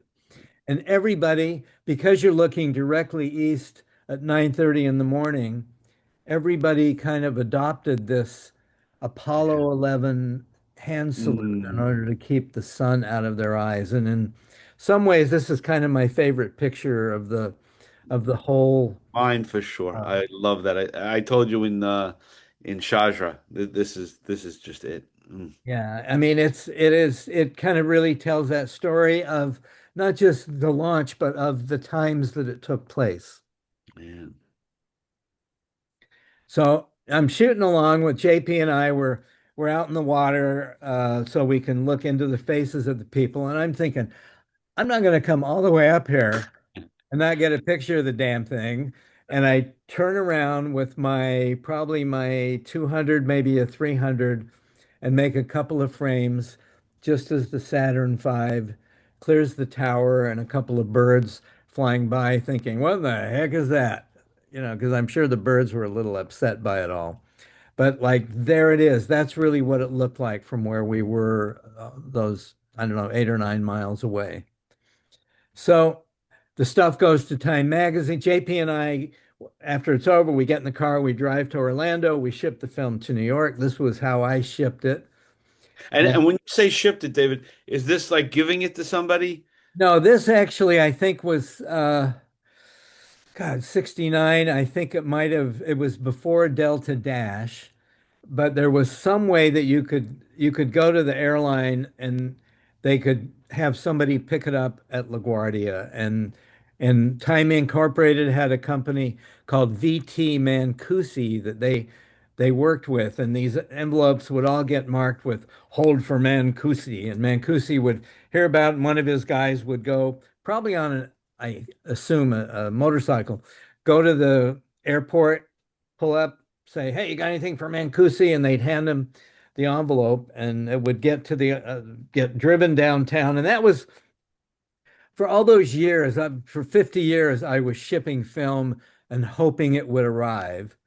And then it's the most important element is the guy that picks it up at the airport and gets it to the lab, and he better not have an accident. He's got to get there. So anyway, I had one or two pictures. They were my first color pictures ever published. A couple of crappy pictures in the next week's Time magazine. And then Mm. they send you the stuff back, and I put it away somewhere. I don't even know exactly where I had put it, just in some box. And again, I put it in a different house, but in the furnace room. And in 2009, on the 40th anniversary, Toshin got in touch with Jeff Smith, who I think is actually watching this. Yes, he Feel, is. feel free to comment that anything I get wrong here, but Toshin was like, "We're thinking of doing a book on the Apollo launch," and we noticed as we looked in Time magazine that Burnett had a couple of pictures. We'd like to see his work. So immediately I get a note from Jeffrey saying, "Why in the hell don't we why don't we have your Apollo pictures?" I said, "Oh God, I don't know. I guess I kind of never bothered to do anything with them." And they had basically sat in a box. So he said, "Well, see if you can find them." And like every photographer, I keep all the boxes in the basement. That was maybe Monday. And then Tuesday, I didn't really do anything. Wednesday, I was ready to go to bed. And I thought, well, I'm going to just go look. And I walk down the basement. I have a banker's box. I open it up. It's full of like 4 or 5 of these kind of envelopes. On the top is sitting this Apollo 11 envelope. And I pull out a couple of boxes. They were all ectochrome, so they could soup them in the lab immediately and turn them around quickly. And I start looking, oh, that's cool. That's kind of cool. So I go upstairs. Instead of going to bed, I stayed up till like 5 in the morning, and I scanned 60 pictures, and I sent them to Jeffrey. And as we often did in the good old days when magazines were still interested in the way they were in those days, by 3 in the afternoon, he called me back and said, "We have like either a 4 or a 6 page guarantee with Smithsonian for this summer, for a summer issue, a July issue." And Tasha never got around to doing their book, but now this kind of gave all these pictures, which had been sitting around since 15 and 16 of July in 1969. They'd just been sitting in this envelope. And the pictures ran in a 4 or 5 page piece in Smithsonian, following which I got a call from the office saying, so this is like a month later, maybe 6 weeks later, we got a call from some guy who wants to talk to you. I said, okay, well, give me send it over, send the note over. And the guy in the green checkered shirt says, I got a call from my sister, and she says, go get the new Smithsonian magazine because I think you're in it. And I get the magazine, and that's actually me with the dark glasses, me and my wife, and we went to see Apollo 11 get launched. And I have to say, when I look at this picture now, I'm pretty sure I was the 22-year-old kid thinking, well, now that I'm not in the water, I'm going to get a little closer and shoot a few pictures.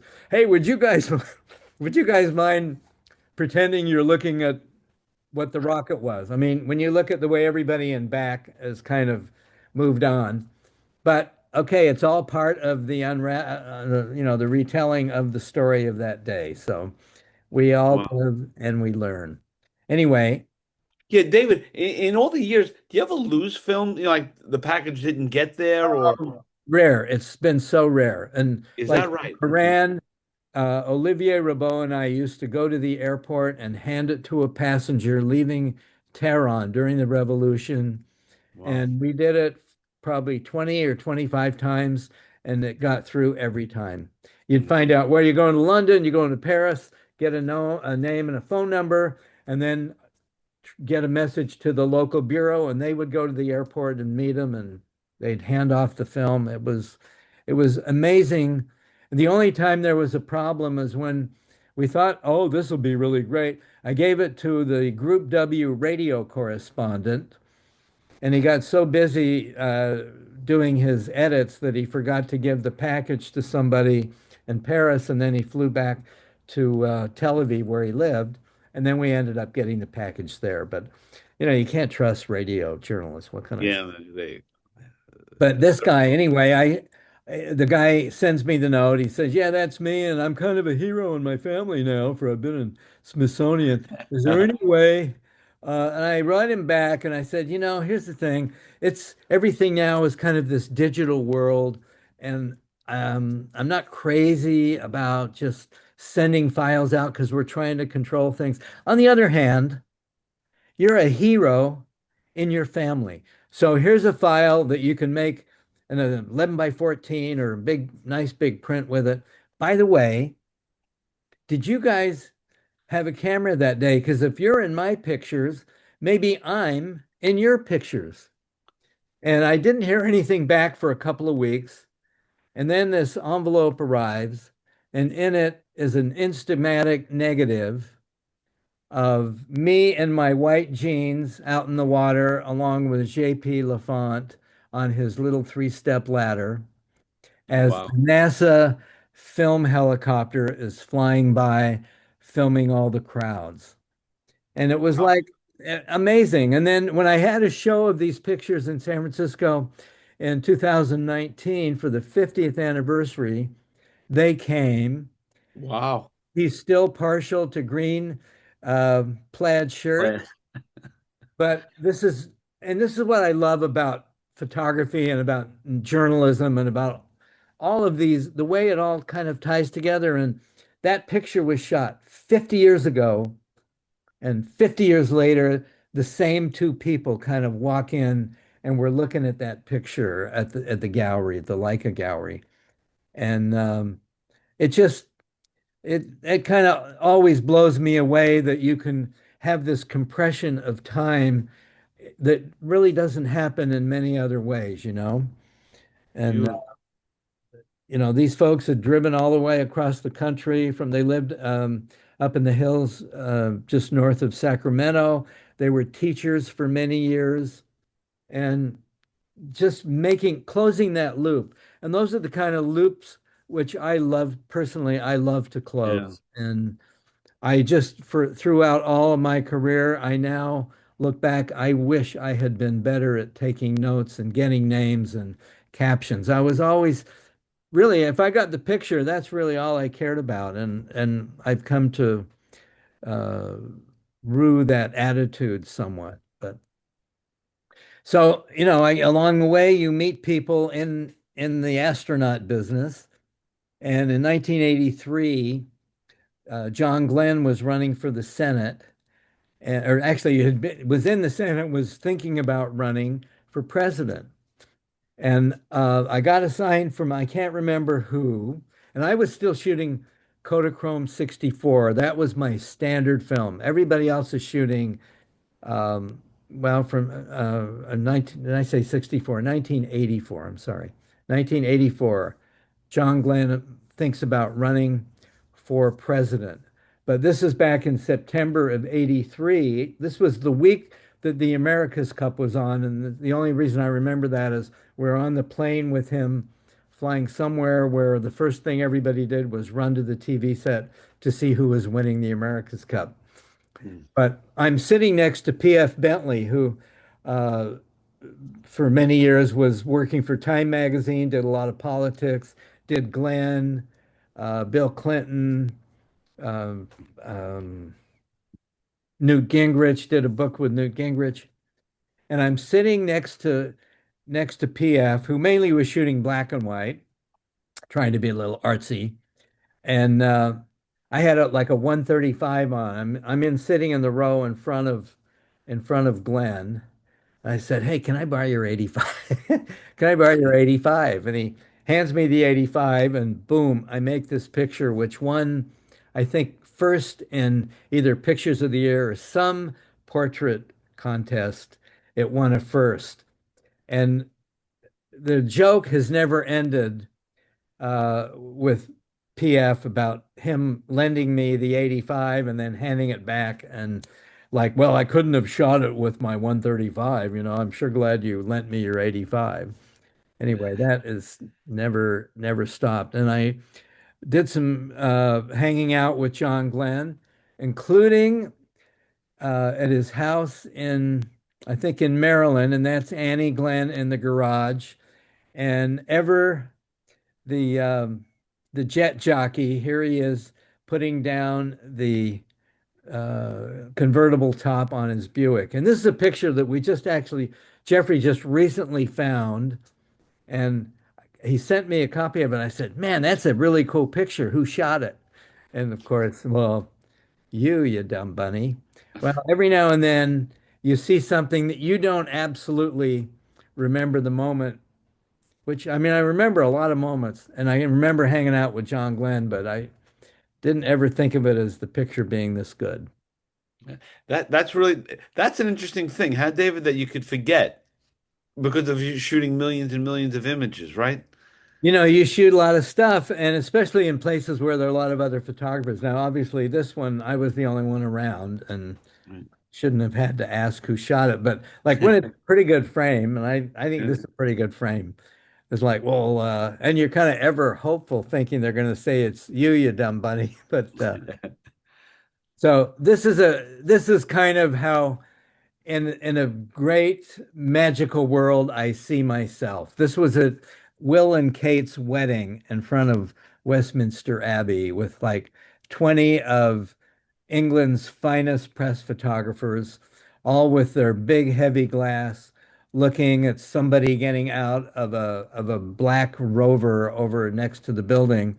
And then in the lower left is me with my Holga, and I really can't even begin to tell you what I thought I was seeing there that nobody else did. But I've always reached out to the idea that, well, I don't have to do what everybody else does.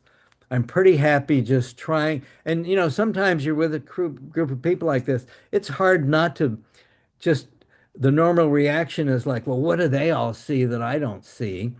But now and then you see something that the crowd misses. And that is for my world and my life, that's kind of how I've tried to work. So So, this is, David, yeah. would you call that your signature shot? That the previous shot?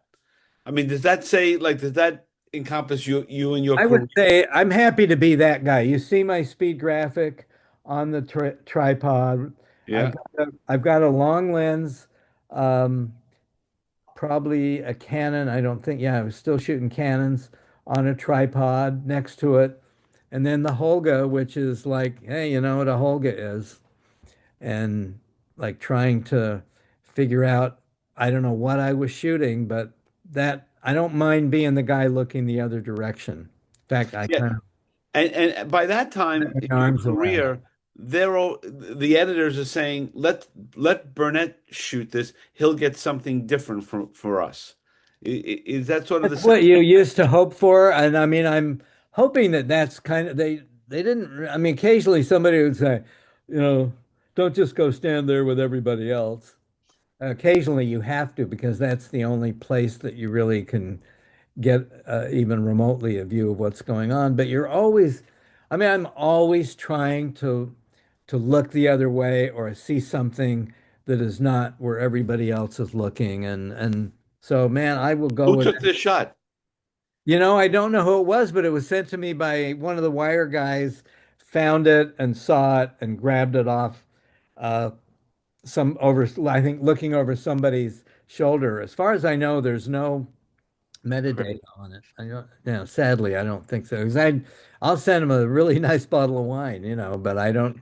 It's one of those things, and now it's so easy if there's an image that's either been stripped of the metadata or never was entered, you have these orphan images that are kind of floating around in our world, and that's Mhm. that's too bad. So, and that's what my speed graphic looks like. It's like a big, hulky, beautiful camera, and I don't only shoot with it, but I do love shooting with it. And sometimes more than once, many times more than once, um, people have said, "Well, oh my God, that big camera, doesn't that really slow you down?" And my reaction to that is that's the whole point. Like, I don't want to feel that I have to rush into something just because I'm there, just because everybody else is doing it. I like how you have to decide what the one frame is that you're going to try and shoot with that 4x5 because you can't. Maybe you can flip the holder and get a second frame, but you're not going to be competitive if it's only about how many frames you shoot. You got to try and go for the one frame that's going to make that picture. So, um, still, we're still in the astronaut world here, and in 20, God, is it 2019? Really? That was the 50th anniversary of not just Apollo 11, but Apollo 10. And the very bald guy on the right side of the front row is Colonel Tom Stafford, who was the commander of Apollo 10. And next to him are most, not all, but most of the surviving Apollo astronauts. And they had come to Weatherford, Oklahoma, where Tom Stafford, after he got out of the space program, he was a general. And after he left the Air Force, he had a lot of great contacts, and he started his own Air and Space Museum in his hometown of Weatherford, Oklahoma, which until I got there, I never heard of. And because it was the 50th anniversary of Apollo 10, all these other the brothers in crime arrived and showed up for the big party, and it was a local photographer had kind of gathered most of the astronauts except for Tom Stafford, who had gone back to the hotel for something. I never quite understood the whole deal, except that then Stafford arrives and the photographer has gone missing. And you've got all these nine guys, and they'll work with you, but they're not going to spend the whole afternoon there. And um, I'm looking around. It's like I don't know where the photographer went. So I said, well, we're not going to miss this moment. So I started shooting, and I think I shot a couple with the 4.5, but mainly I just wanted to get the picture because getting them all together like this was a pretty rare thing. And when finally, at the very last minute, right before they broke up, the other guy showed up, and I kind of tried holding the team together as long as I could. And Yeah. and I got this picture. And so this is Tom Stafford. And I had I working with Jeffrey, we're trying to think, well, what can we do? It's like, well, let's find out all of the Apollo astronauts and let's photograph all of these guys. Now it's been 40, 50 years. Let's track them down. And so one by one, kind of backstopping, some were still in contact with NASA, but not all, and some were cozier than others. And I got Tom Stafford was one of the first that I was able to photograph, and he was pretty cool. And David, can you speak to doing that series? What are the characteristics of these astronauts that are similar? Can you say that in the time that you spent with them, the camaraderie, like what is a common thread, if there was one? Well, the thing is, in their working lives, and they mostly, a lot of them were fighter pilots, and then they went into the astronaut program, and they'd flown fighter jets. Some, I'm sure, saw combat. I'm not sure they all did.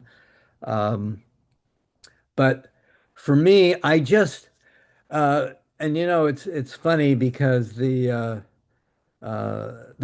Mark Tucker picture of me with when he was trying to describe the lines in my forehead, I I was trying to pay tribute to the lines and the faces of all these 90-year-old former astronauts because those lines were well earned.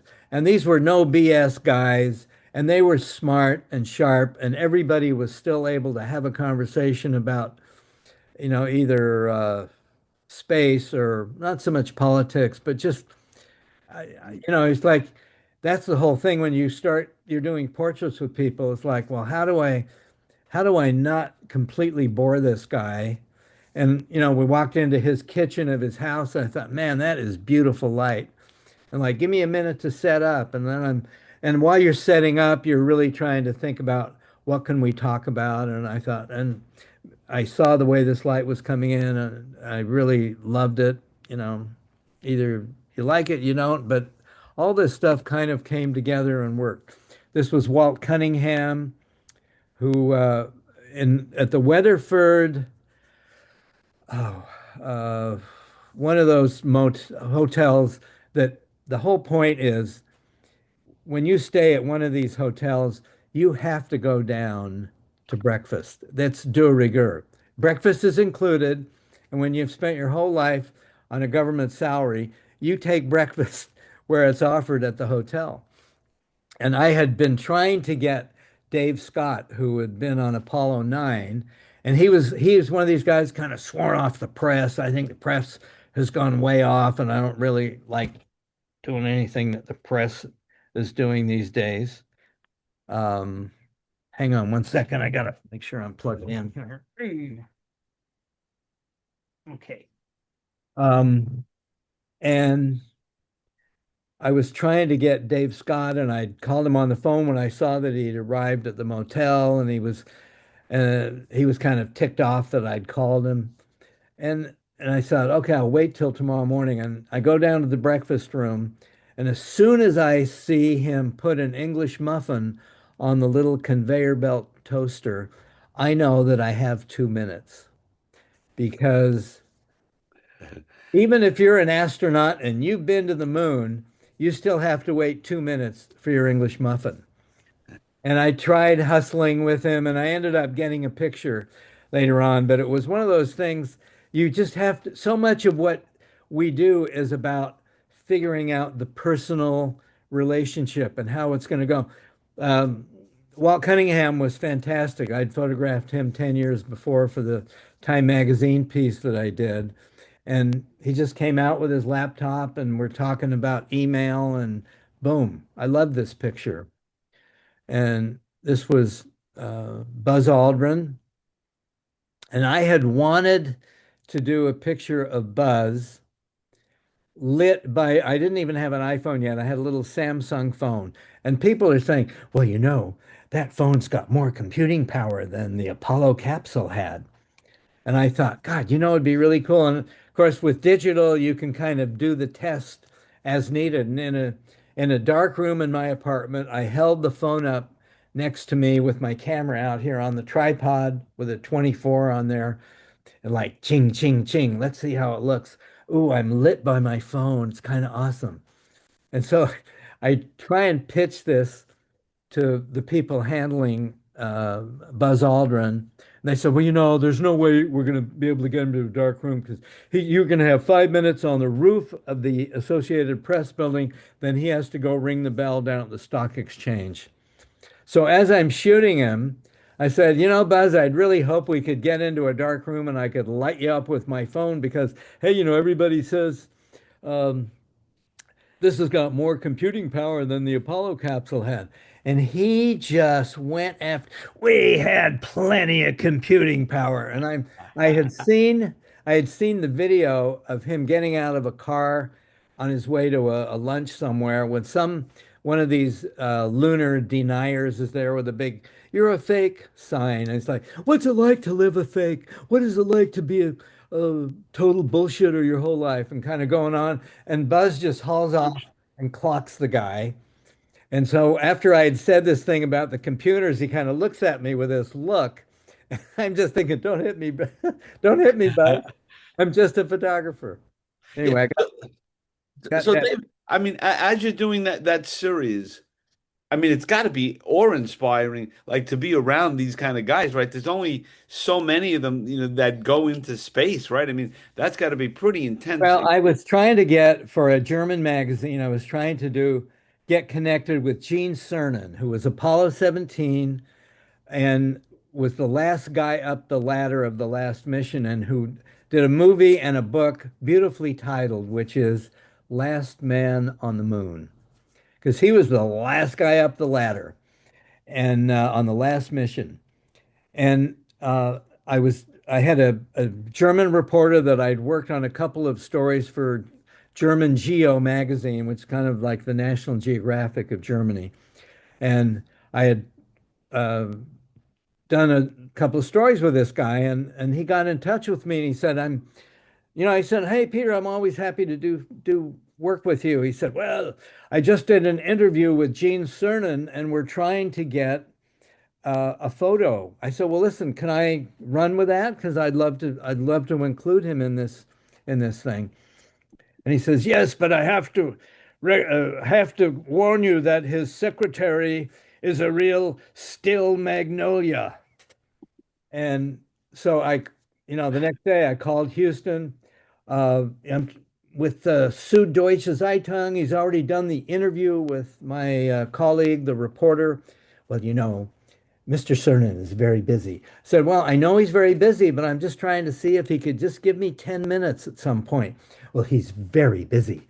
And we went back and forth on this, called back the next day. He said, Mr. Cernan is extremely busy. And I said, I know he's busy, but like next Wednesday, if I were to just come to Houston on Wednesday, say 11 o'clock, could you give me 10 minutes then? Oh, he's very busy. So I have a friend, a guy I went to college with, Bruce McCaw, who is a very big aviation guy and space guy. And he was a friend in college. And um, I sent him a note. I said, hey, Bruce, I'm trying to do something with Gene Cernan. I'm not having any luck. Do you have any contacts with him? And he sends me a note back. This is like Monday of that week. And he says, you got to get out to Seattle this weekend. We're having a salute to the astronauts, and he's going to be here along with everybody else. So I get on a plane, I fly to Seattle, got my cameras, I walk in to the cocktail hour, and on one of those little high top tables, there's Bruce, and with him is Gene Cernan, who's very busy. And I kind of walked up to him, and Bruce is like, "Yeah, Gene, this is my buddy Dave Burnett from college." And he's, "Hey, Gene, how you doing?"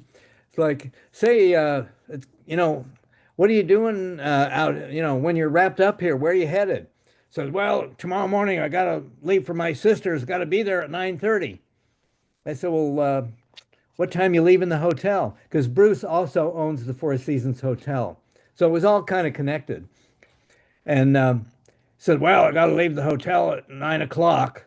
I said, hey, if I meet you at valet parking at 5 to 9, can you give me 5 minutes? Like, who could say no to that? And he said, yeah, yeah, sure, no problem. I'll see you tomorrow morning. And I kind of, an elbow and a wink to Bruce for having really made it work. And I look around, there are all these other astronauts are there. And that night on the bus that took us to the place where the little cocktail party was, I sit right behind Bill Anders and ask him, and he told me the personal story of how he had to be yelling at Lovell to get the color magazine for the Hasselblad to make that amazing Earthrise picture behind the moon. It was that kind of a weekend. So the next morning at 8:30, and Jeffrey said, "Why do you have that picture in there?" I said, "This is the picture of me trying to see how the wall and the light looks at valet parking." Because once again, like the English muffin, when you come down and give them your ticket, everybody, even if you've been to the moon, has to wait 5 minutes for their car. So one by one, Bill Anders came by, and I kept snagging Wow. these guys as they were waiting for their car, just shooting with a like a 5D and a 50 wide open. But I had this little moment, and sometimes you don't need hours, you need just the right couple of minutes. This is Gene Kranz, who was became famous for failure is not an option during Apollo 13. That's Gene Cernan. Wow. And yeah, I got my picture. I got it, and he got to his sister's by 9:30. And you So got his voice eventually, in that photo too. sorry.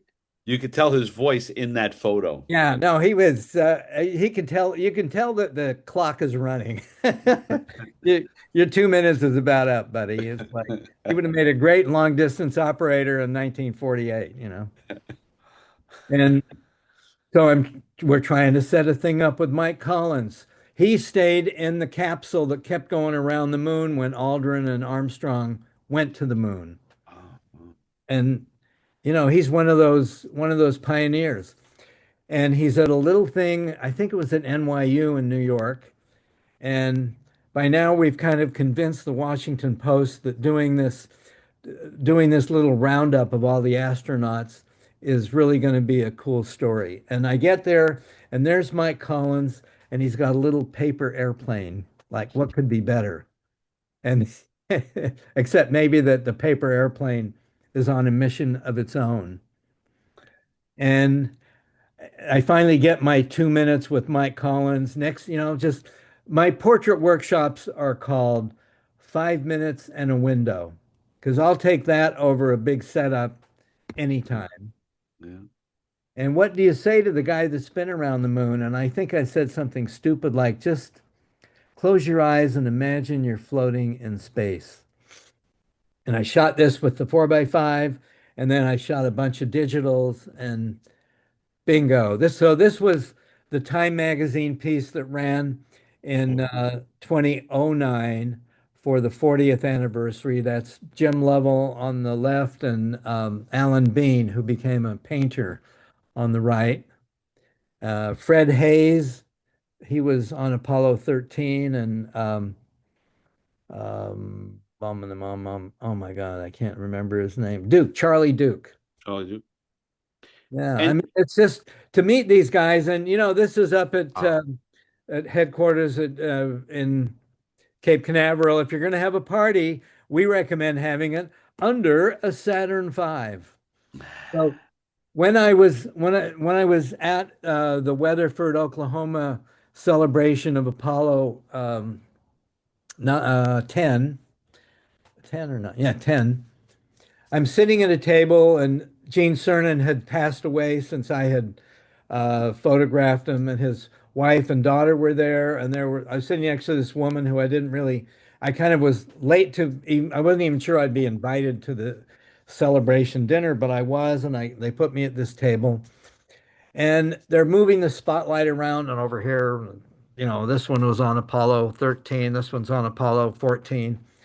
And then all of a sudden, the light is on the woman sitting next to me, and I don't know who it is. And I'm looking, as they announce her name, I'm looking on Google.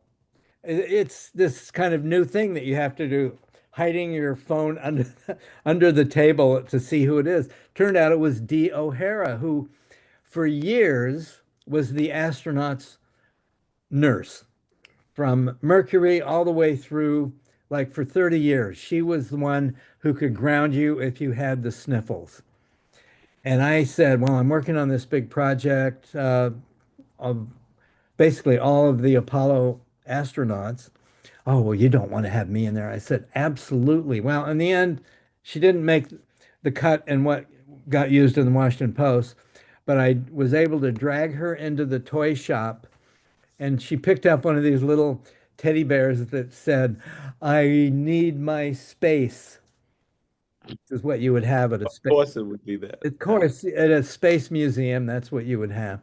And just like you look at this woman, and she has seen more, both, I'm sure, intimate and, uh, medically related things of more astronauts probably than anyone in the history of the U.S. space program. And I really had to talk her into accepting it. She's very, um, uh, she didn't really want the attention, but after the spotlight had been on her and I'd been zinging through my phone to figure out who she was, I was trying to be insistent with at the same time being very nice. So this was part of the Time magazine piece. And David, is it you and Jeffrey you're doing all the research on this? You Yeah, know, Jeffrey was tracking people down. He's pretty good at Yeah. tracking people yeah. down. And Uh, we were able to get 1, 2, 3, 4, 5, 6. So, 4, 5, 6, 7, 8, 9, 10, 11 guys. That was pretty good. With the only one we couldn't get was the senator from New Mexico, and we could never, I'm sure he's a very busy man, and we were never able to track him down. But it ran as a full sheet in the Washington Post. And, it's the kind of thing that you just feel like, well, there was a lot of running around, a lot of on and off airplanes and stuff, but that's sometimes what it takes. And when when you get a good idea to try and run with it like this, it's really, for me, that's the kind of thing that maybe you could say there was a little inspiration from Ed Murrow in making this all happen. That's like a shot of adrenaline for you, huh, David? Say that again, sorry. It's a shot of adrenaline, a No, story for like that. sure.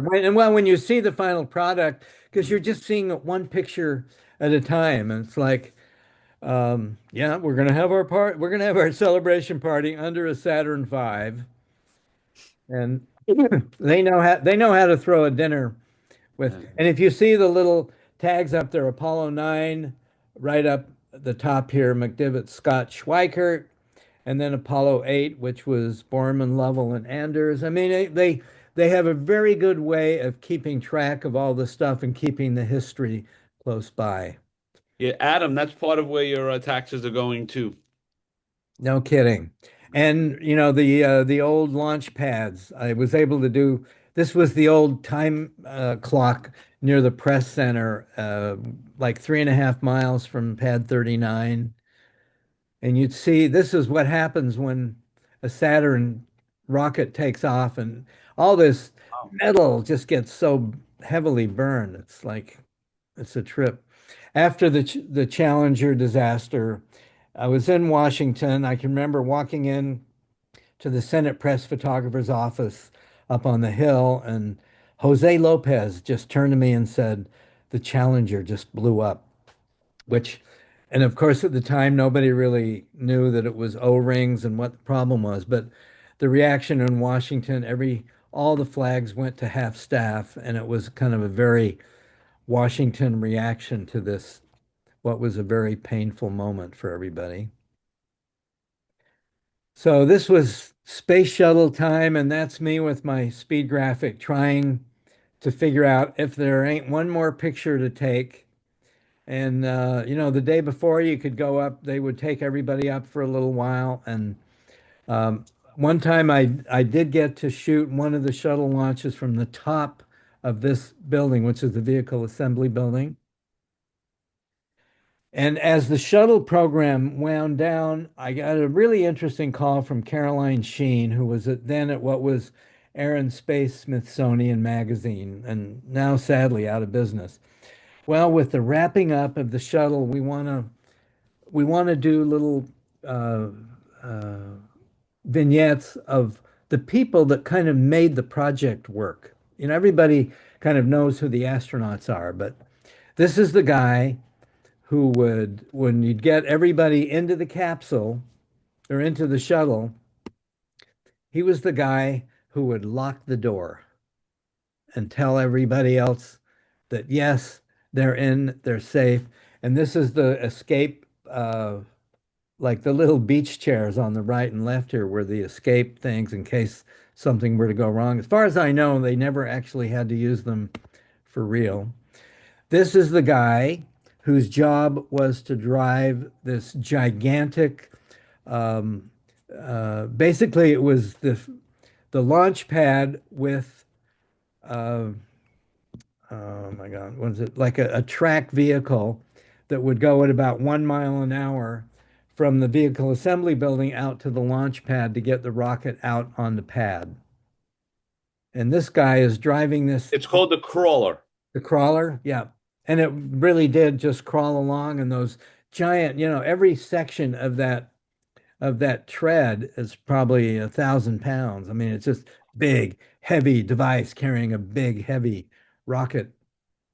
And like, what do you do with a guy like this? You know, where do you go? This was shot with the 4x5 and a lens that didn't totally cover the film. This is the fueling guy. He made sure that the fuel got to where it had to be and at the right time in the right place.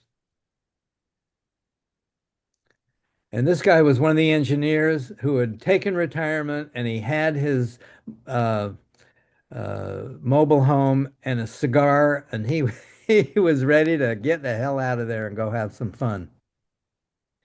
This guy worked on the shuttle every little one of the heating what do you call it? Not the like the little shingles that I can't think of the right word now, I'm sorry. But everyone was custom made for a location. You couldn't just swap them out. And he was the guy who made sure that when something was damaged, that it got replaced by the right one. That's the nose of the shuttle behind him. Mm. And you can see each of these little like 5 inch by 5 inch. That was the heat shield. Was all these individual pieces with a very specific number that would go there. I mean, it's really a Tiles, yeah. very exacting thing. This guy worked up at the top. He was a mechanic at the top of the vehicle assembly building. When you're up there, you're looking down. It's like, And David, how much time did you have with each person, and how long did it take you to get all these images? And these people must have been thrilled to be photographed, right? I mean, they were, I think, you know, they all gave, you know, I didn't really spend that much time with anybody. We'd find out, let's take the elevator up to the top of the VAB. I've never been up there before. I mean, I'd been on the roof, but I hadn't been inside. And and I'm trying to figure out, well, where can I put you in a place that, you know, and some of these pictures maybe are more successful than others, but I didn't take any lighting with me. Everything was natural light and trying to just figure out a place where you could put them in the environment that they worked in. This guy was in charge of the landing lights at the airport when they at Eglin where they would land the shuttle sometimes when they weren't landing it in California and they could land it back in Florida, which obviously was a much more efficient thing because they had to you know, get it ready to fly again. And the giant parachutes that would be used to slow the shuttle down. This guy would wash it. This whole room was a washing machine. And that's one of the parachutes. So it was something that trying to reach out a little bit to the people that you never knew what the jobs were that, you know, somebody had to make sure that parachute was ready to go and that it was folded right and then it was clean and got rid of all the salt and the sand and everything that would have picked up the last time it was used. And that was, again, going back to your Murrow roots, right, David? yeah, well, I mean, it's funny because I never really thought of it quite so directly, but certainly I've always been trying to tell those stories that way. This was Yeah. a one of the women that worked at and I can't remember exactly what her job was, but we're just out near one of the buildings and find me a bunch of uh, funky old trees and let's make a picture. And there's a place in Titusville, I think it's called the Atlantic Cafe, which was famous for serving seafood to the astronauts when they drive in with their Corvettes. And all the early astronauts, that was the first thing they did was get a Corvette. And so the woman, she'd get a bunch of seafood there, and some guy from Wisconsin wanted to get a picture of it. And so my picture of him making that picture was kind of the one that we ended up going with. And this is a tribute to my buddy Scott Andrews, who worked for many years for Nikon and then Canon and was singly the most, I don't know, really one of the most talented launch photographers ever, who would put up any number of these big boxes, kind of a crated safe box for a camera to be able to shoot through and get them very close to the shuttle launches. And Scott died like a year and a half, 2 years ago, and just was just such a great guy to hang out with when you were anywhere near Cape Canaveral because he knew everything, he knew everybody, he knew where the cameras ought to go. And one day he helped me. The one time I put a remote camera out, I mean, he had like 20 remotes out on every launch and knew what to do with them. And I was like the first grader trying to figure out what to do with it. But there was something always moving about seeing a shuttle getting ready to roll. And this was a day where they brought a bunch of tourists up to see it. And, I think I was more focused where the shuttle will be in about 7 seconds. It was sharper. It's where I was focused because I had a 90 millimeter tilt shift and I was trying to get artsy fartsy. And I'm not sure artsy fartsy is the way to go on those kind of things. But this is a 4.5 from the roof of the VAB. And, that's the rocket is that tiny little thing with that giant flame. And it's up and away and gone.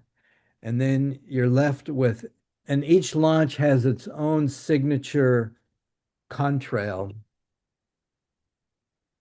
And that one is my favorite of the ones that I've done over the years. And that's my favorite. Okay, I lied. This was this one was my favorite. And it's so interesting to see the rocket is up and gone. It's gone in a minute. You got to work fast. There's no kidding around. You're shooting 4x5, you'll get one frame for sure. The second is iffy if you decide to go back to a digital camera. And on the last shuttle, I stayed over in Titusville thinking there would be a lot of people who would come for it, and there were.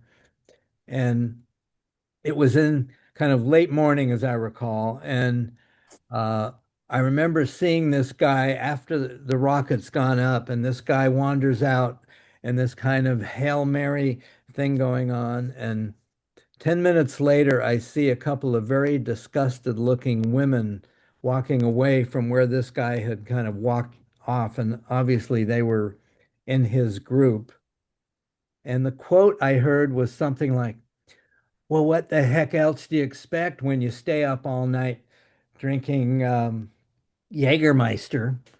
I thought, yeah, if you stayed up all night to watch a shuttle launch drinking Jägermeister, you're probably going to wait out in the river and pay homage to it. So, Yeah. voila, that's my Wow. stuff. Wow. Well, I also see that Don stayed around, so thank you for that. Anyone else? Hey, Frank, can I make a comment or two here? Yes, I want you to fact check everything David said. Okay. First off, David, you are the consummate photographer. If I could be half the photographer that you are, I could die happy. Mm. It's very, you're too kind, and but coming from you, I really appreciate it. But I think, in a way, I think we've each kind of carved out a little something with our lives, and we've been lucky enough to be able to pursue it. And that I think I share with you that feeling of like, how did I get so lucky to be able to do all this stuff, you know? Yeah, and I'm thinking, how did I get so lucky to be on the other end of the rocket? Because you photographed one end of the rocket, Sure. and I photographed the other end of the rocket, and we are both fortunate that through our own actions and through a whole bunch of dumb luck, we ended up where we currently are. I'm going with dumb luck every time. Yeah. And and David, one thing, my first camera was a Kodak Brownie, Mhm. and I Me think too. it shot 127 film, and I did black and white development, and the idea of D76 and Dectal. I mean, you brought back words to my brain that I haven't heard in decades. And and then I moved up to a Zeiss icon. Okay. That was, I mean, I think I paid $35 for it, which when I was in high school was a lot of money. But anyway, your whole history brings back a flood of memories for mine, and your ability to photo document what's going on, particularly not focused in on the rocket going up, but focused in on the other human aspect of it. It brings a tear to my eye. Let me tell you what I regard as a touching, wonderful, hilarious story. So at the launch of Apollo 10, you know who Ralph Morris was from Life magazine. Life magazine signed the contract with all of the astronauts going back to Mercury that they would be the official outlet for all of the first stories and the first person stories.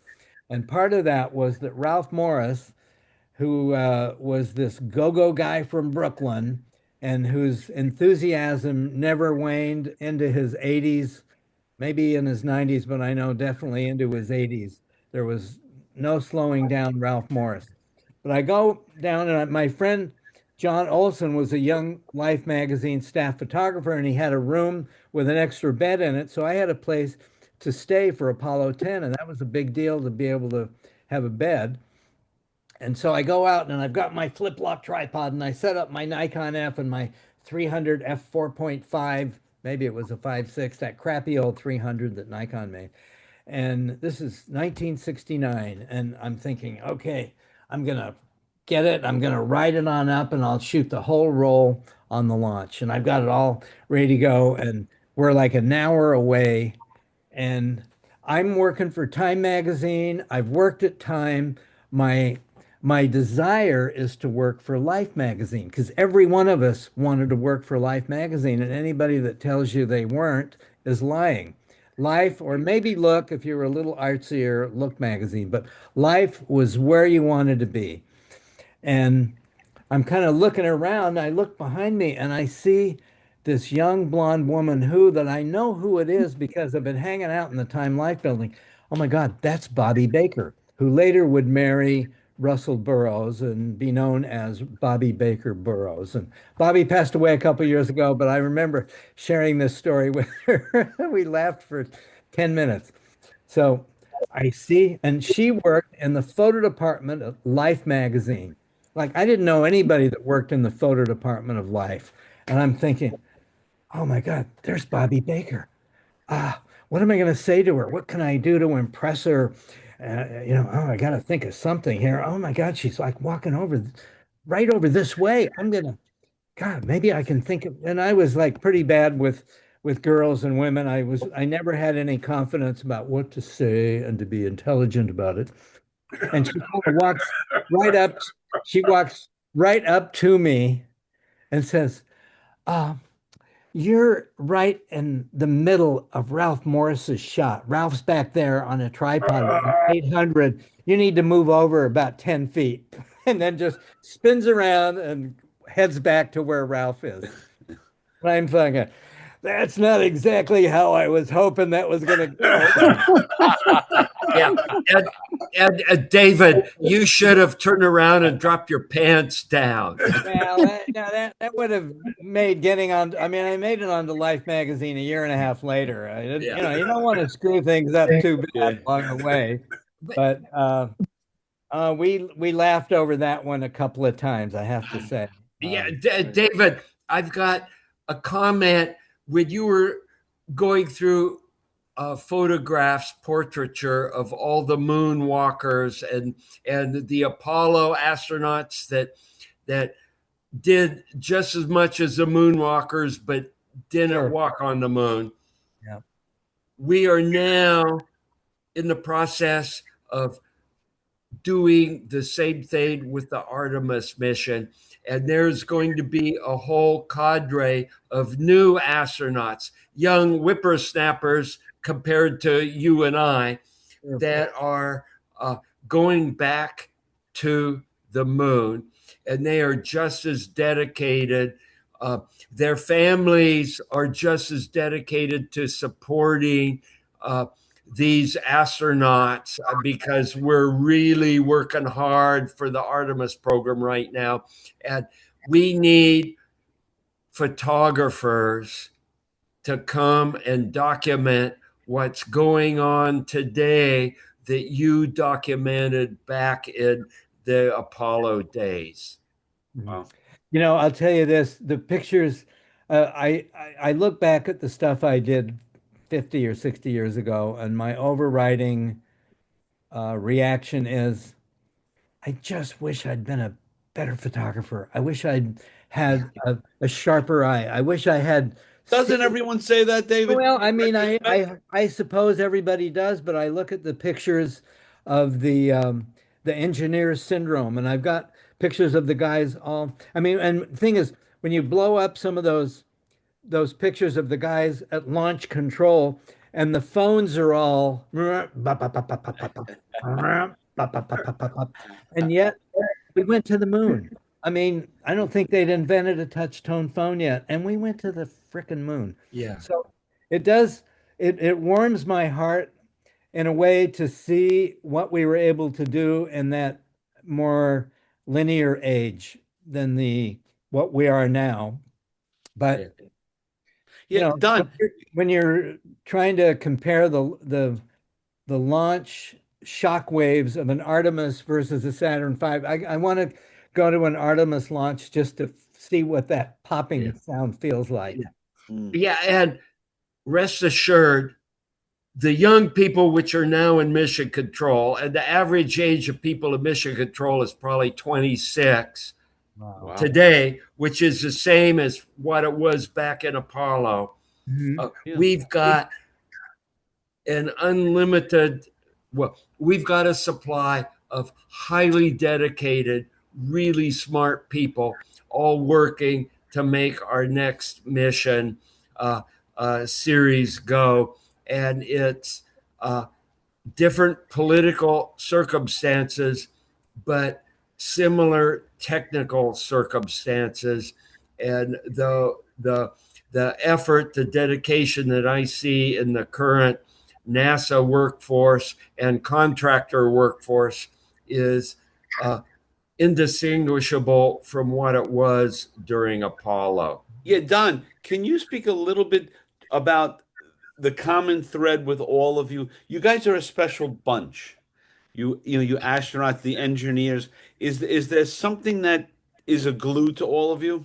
I'm glad, Frank, that you asked that. Please convey that to my wife and my kids that we are a special bunch. Do with the setup. See, now she'll know the setup. Because, for my boys growing up, it was like many of their friends, their parents were all astronauts. Being an astronaut, that's not a big deal because everybody's, dealing with astronauts and flying in space. And I actually like that because my boys that are now 25, twins, they grew up in an environment where uh, it wasn't that special for what I do for a living, which I really, really like because my roots are from conservative Des Moines, Iowa, kind of Midwest things, and we don't particularly like to do limelight and all of that. And anyway, um, that's sort of the family dealings right now is we're just all part of the program. Some people go into mission control, some people walk to a rocket and fly, and we're not that much different. And where are you stationed now, Don? I'm here in my garage in Houston, and Mhm. I'm training. I came back actually a year ago. I've been back on Earth a year since my last flight, and I can report that I've turned back into Earthling status after my last flight, where I was on station for 7 months, and I'm getting rolled back into the astronaut office doing whatever astronauts do when you are in between space flights. There you go. Beautiful. Well, is your wife or kids around? Because we'll all tell them right now. Get them in there. Yeah, actually, they're off doing other things. It's 8:30 our time here in Houston, and they're changing. They're chasing off other fronts. Great. Anyway, Oh, life is good in the astronaut office. It's busy. We've got a really hopping program. We've got commercial space in low Earth orbit. We've got Artemis program going back to the moon, and there's the commercial aspect of companies landing payloads for NASA on the moon. It is an amazing hopping environment, and I'm just so thrilled that I'm still part of all of this. so David, Don, just looking your chat room. I asked you a question. But Don, David, I mean, like you see an astronaut like this. Is this the same that you got from doing the portraits? Of all the I stars? mean, it's interesting because I don't know, there was kind of an edge to everything that happened in Mercury, Gemini, and Apollo that seems to have been made into almost, I wouldn't say an everyday occurrence, but the fact that the shuttle and the space station have become like a, well, not the shuttle no longer, but the space station and um, all the SpaceX and the Russians being able to launch. There's so much that you just feel it's always going to be okay, and that the delivery is, and there's nothing that actually in the world that guarantees that anything's going to be okay. But it's great to see that we've arrived at this place where it's special. But I have found, and I was at the Cape for the Artemis rollout about a year and a half ago, 2 years ago. I didn't make it to the launch, but I'm at some point I'm going to definitely make that happen. But we got so used to things always happening the way they're supposed to happen, and yet everything built from the hand of man has got some element of failure, as a possibility of failure built into it. But it's so great to see that we can just expect that, you want to get somebody up there, okay, and then if there's something go wrong, well, we'll get a capsule up there to get him back, and that we've thought of things enough down the road to be able to feel good about keeping this going. And it doesn't have, I would say, maybe quite the same sense of discovery as maybe happened 50 years ago. But the pictures that Don was showing I mean, that stuff absolutely is like mind-bogglingly beautiful and wonderful. And it isn't just hold your Instamatic up to the window and press it. A lot of thought has to go into those pictures. And um, I'm happy to have lived at the time where Dectol was a magic fluid. And I'm also happy to live at a time when I've got my little 6700 Sony with a little zoom lens on there, and man, it makes great pictures.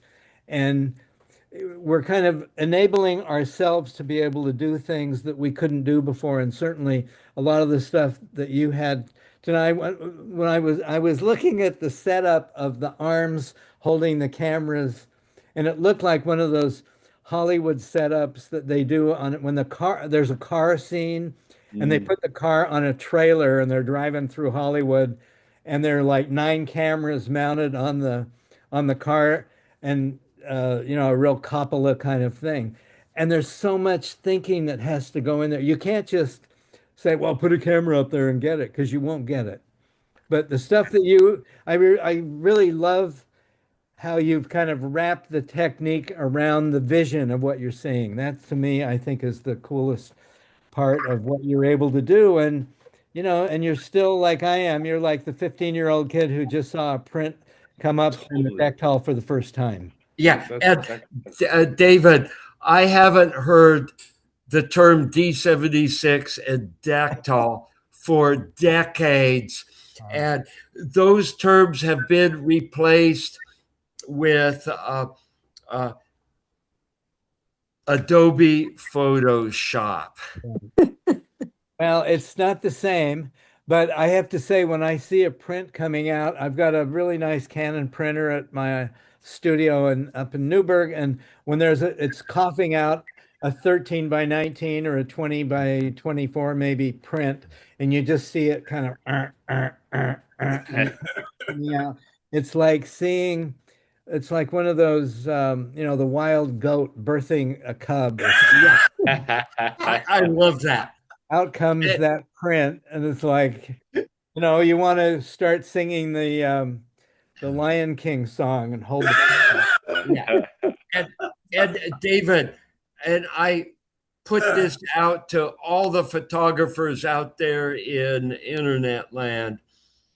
We are moving with Artemis. We are moving into a new generation of lunar exploration, and the astronauts that are currently in our office are similar to the Apollo era astronauts. And I sort of throw out to the photographers, try to record when you can the human aspect of what's currently going on. From the people that go to the launch to the people that watch the landings, to the astronauts themselves, because we're similar to, but a couple generations removed from the Apollo people, and we still have families, we still have kids, we still want all the same things, but we still are focused on let's explore space for the benefit of humanity. And that esprit is there. That's really, you can tell that the spirit is there, and the desire for it to, uh, you know, we want to do it and be successful and discover things that we hadn't discovered before. And it's fun. It's just fun to be able to witness this. And, I spend some of my time in Florida, and actually twice I've gone, I'm in near Palm Beach, not in the fancy part, by the way. But it is Palm Beach Gardens, which is like a great place where normal people live. And you go to Juno Beach, which has the added advantage of not only being a place where you can bring your dog, little Tyrone, who's used to going there. But if you go there and there's an evening launch, like just before sunset, I have seen a couple of launches 160 miles away. That white dot that's climbing up over the beach and over the trees and going out there to the east, that is pretty cool. I mean, it's cooler to be right there, but there's a reach to this stuff that goes far beyond um, the only being at the launch site, which I have to try and hopefully do more of. Yeah. David, let me jump in and say that for this last launch, Artemis 2, I was at launch. I was on the causeway, which that's my preferred location because you can have a lawn chair. You could sit out in an informal environment and just watch the launch, as opposed to Banana Creek, where it's all, what shall I say, controlled. Mhm. I like the informality of the causeway. However, watching the landing to me was more emotionally impactful because we've seen large rockets launch, both with and without people, over the last 50 years. Mhm. Nobody for 3 generations have seen a conical shaped capsule splashed down in the ocean with people that have just had a journey to the moon. That Mhm. is truly one of the really unique human experiences for Artemis 2. And and there's a whole generation of people, 2 3 generations, maybe 4, depending on your definition of what a generation is, that have never seen that before. They've never seen people coming back from the moon. And you and I and most of the people here that I'm looking at with the gray hair on either beards or head, or the lack of gray hair on your head, uh, uh, we've seen people coming back from the moon. And and I think the impactful aspect of current generation seeing human beings coming back from the moon after a successful mission is incredibly impactful. Mhm. Perfectly Well, said. I had, you know,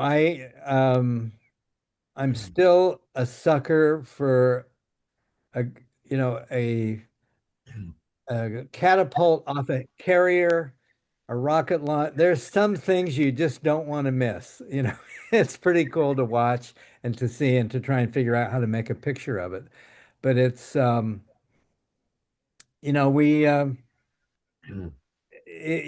what you say is so interesting because I think what about a 25-year-old kid who's, for that's like World War I for us.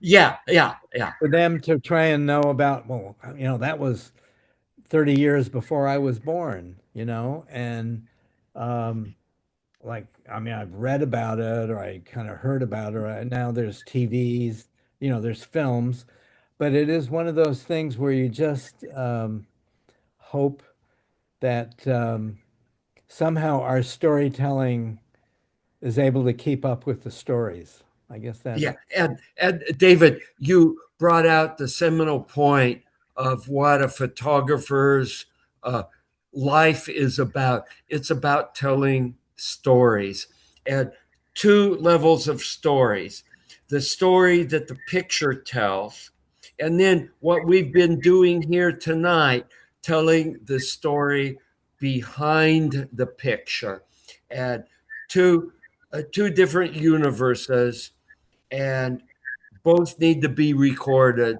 When people like you and I are gone, the story behind the picture will probably be gone, but the picture with its story will still exist. Mhm. Mm, perfectly said. Well, this was great. I'm happy to share the spotlight with you as the junior George Carlin. There you go. This was a lovely night, and I didn't really know. I knew a couple of your pictures, but boy, to see some of that stuff, that is just, it's like a lightning bolt of wow. Yeah. Yeah, and Frank, uh, whether fortunately or unfortunately, I could talk about my photography for hours. And please, let's arrange another time where I could show the imagery of my cities at night, because that's a special topic that I really zeroed in on. And I've got imagery of Earth, major cities over 23 years of technical development that shows something interesting about who we are as human beings and what's important to us, particularly with lighting. And if you think about it, lights at nighttime, it effectively extends our lifespan because it allows us to be productive after the sun goes down. And it allows us to get more done during the course of our life. And that is one of the reasons why cities are illuminated at night, because human beings want to continue to do things after the sun goes down, but it has its implications on the fabric of who we are as human beings. Don, you don't have to ask twice. Okay. This I can tell you. What I'd like you to do is go see the chat. I left you a message in the chat room. Send me your information, and you and I will be in contact.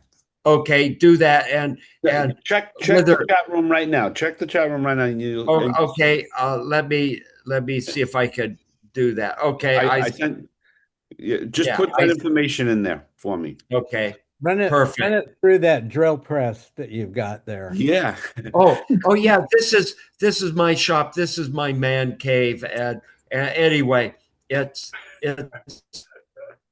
what I do when I'm not flying space. I look at all the stuff in there, and I think back. You know what clicked in my head was that I think in 1969, I think it was my first idea of going up to the Cape, was a piece of like 1/4 inch, maybe 3/8 inch aluminum, about that big. So like 12 by 4, 2 holes drilled in with 1/4 20s, and a hole in the center threaded out so you could put it on a tripod. And then you could put two light ball heads on there.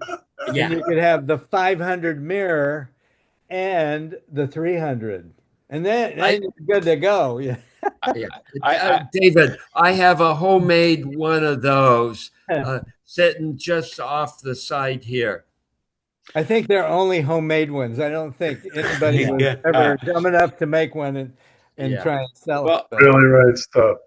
Well, guys, Frank, I need to sign off because I've got a full day tomorrow, and gosh, it's almost past my bedtime.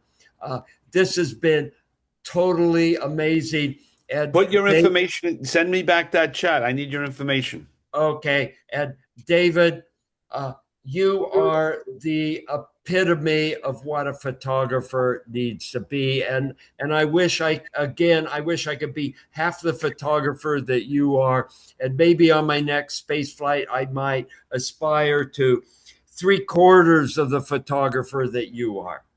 Well, that's very, very sweet. You know what I wonder, actually, just one last thought here, which is, do you shoot much of your colleagues on the station, and are you not, and you didn't show really much of that other than the lens changing, the node, the 0G lens change is just going to make everybody down here pissed off because we can't do that. But good comment, David. I have thousands of pictures of my crewmates on orbit, and I'll make a little comment. There are very few pictures of me on orbit because most of my crewmates, they're not hardcore photographers. They get NASA training, but they take the camera, they focus on my face, and then they do the composition, and they let up on the focus knob so it centers on the bulkhead behind me, and then they take the picture. So nearly all pictures of me are kind of blurry. And the best that would make a great like multi-tech, like 4 across and 4 down. Yeah, Right. yeah, All these yeah. out of focus pictures. Yeah, and the best pictures, and the best pictures of me are self-portraits, where a very painstakingly arranged stage where there's a picture of a spacesuit, but there might be a mirror on the cuff of the spacesuit, and in that mirror, it's oriented so that you could see me, and so I've done a lot of self portraits where to first off, you don't even know it's a self portrait. NASA doesn't even recognize that these are self portraits, but somehow in a reflection somewhere in the picture, there I am, and I am in focus. Okay, and I'll come and do it for where to you. look for it. I'll come and shoot for. I'll be happy to photograph you your next mission. Okay, great, and again, to photographers out there, if you can figure out how to either get to Kennedy Space Center or to Houston Space Center, and you got to officially go through the paperwork, but please get access to us astronauts. Get pictures of us. Maybe we'll be a little bit cranky because we're right in the middle between a rock and a hard place, but that's what makes the amazing photographs that David has shown of the moonwalkers. And we've got a whole variety of soon to be moonwalkers or potential moonwalkers. And we need people who really know how to use cameras and do portraiture to come and record this for whatever we record our photography for. With that, I can't thank you enough, Don, David, and everyone for coming in. This has really been one of those spectacular nights. So I can't thank you enough. And for the people who don't normally come in, come back again. We'll do this again, and subscribe to our YouTube channel. That would be great. But we really appreciate it, Don, David. Thank you very, very much.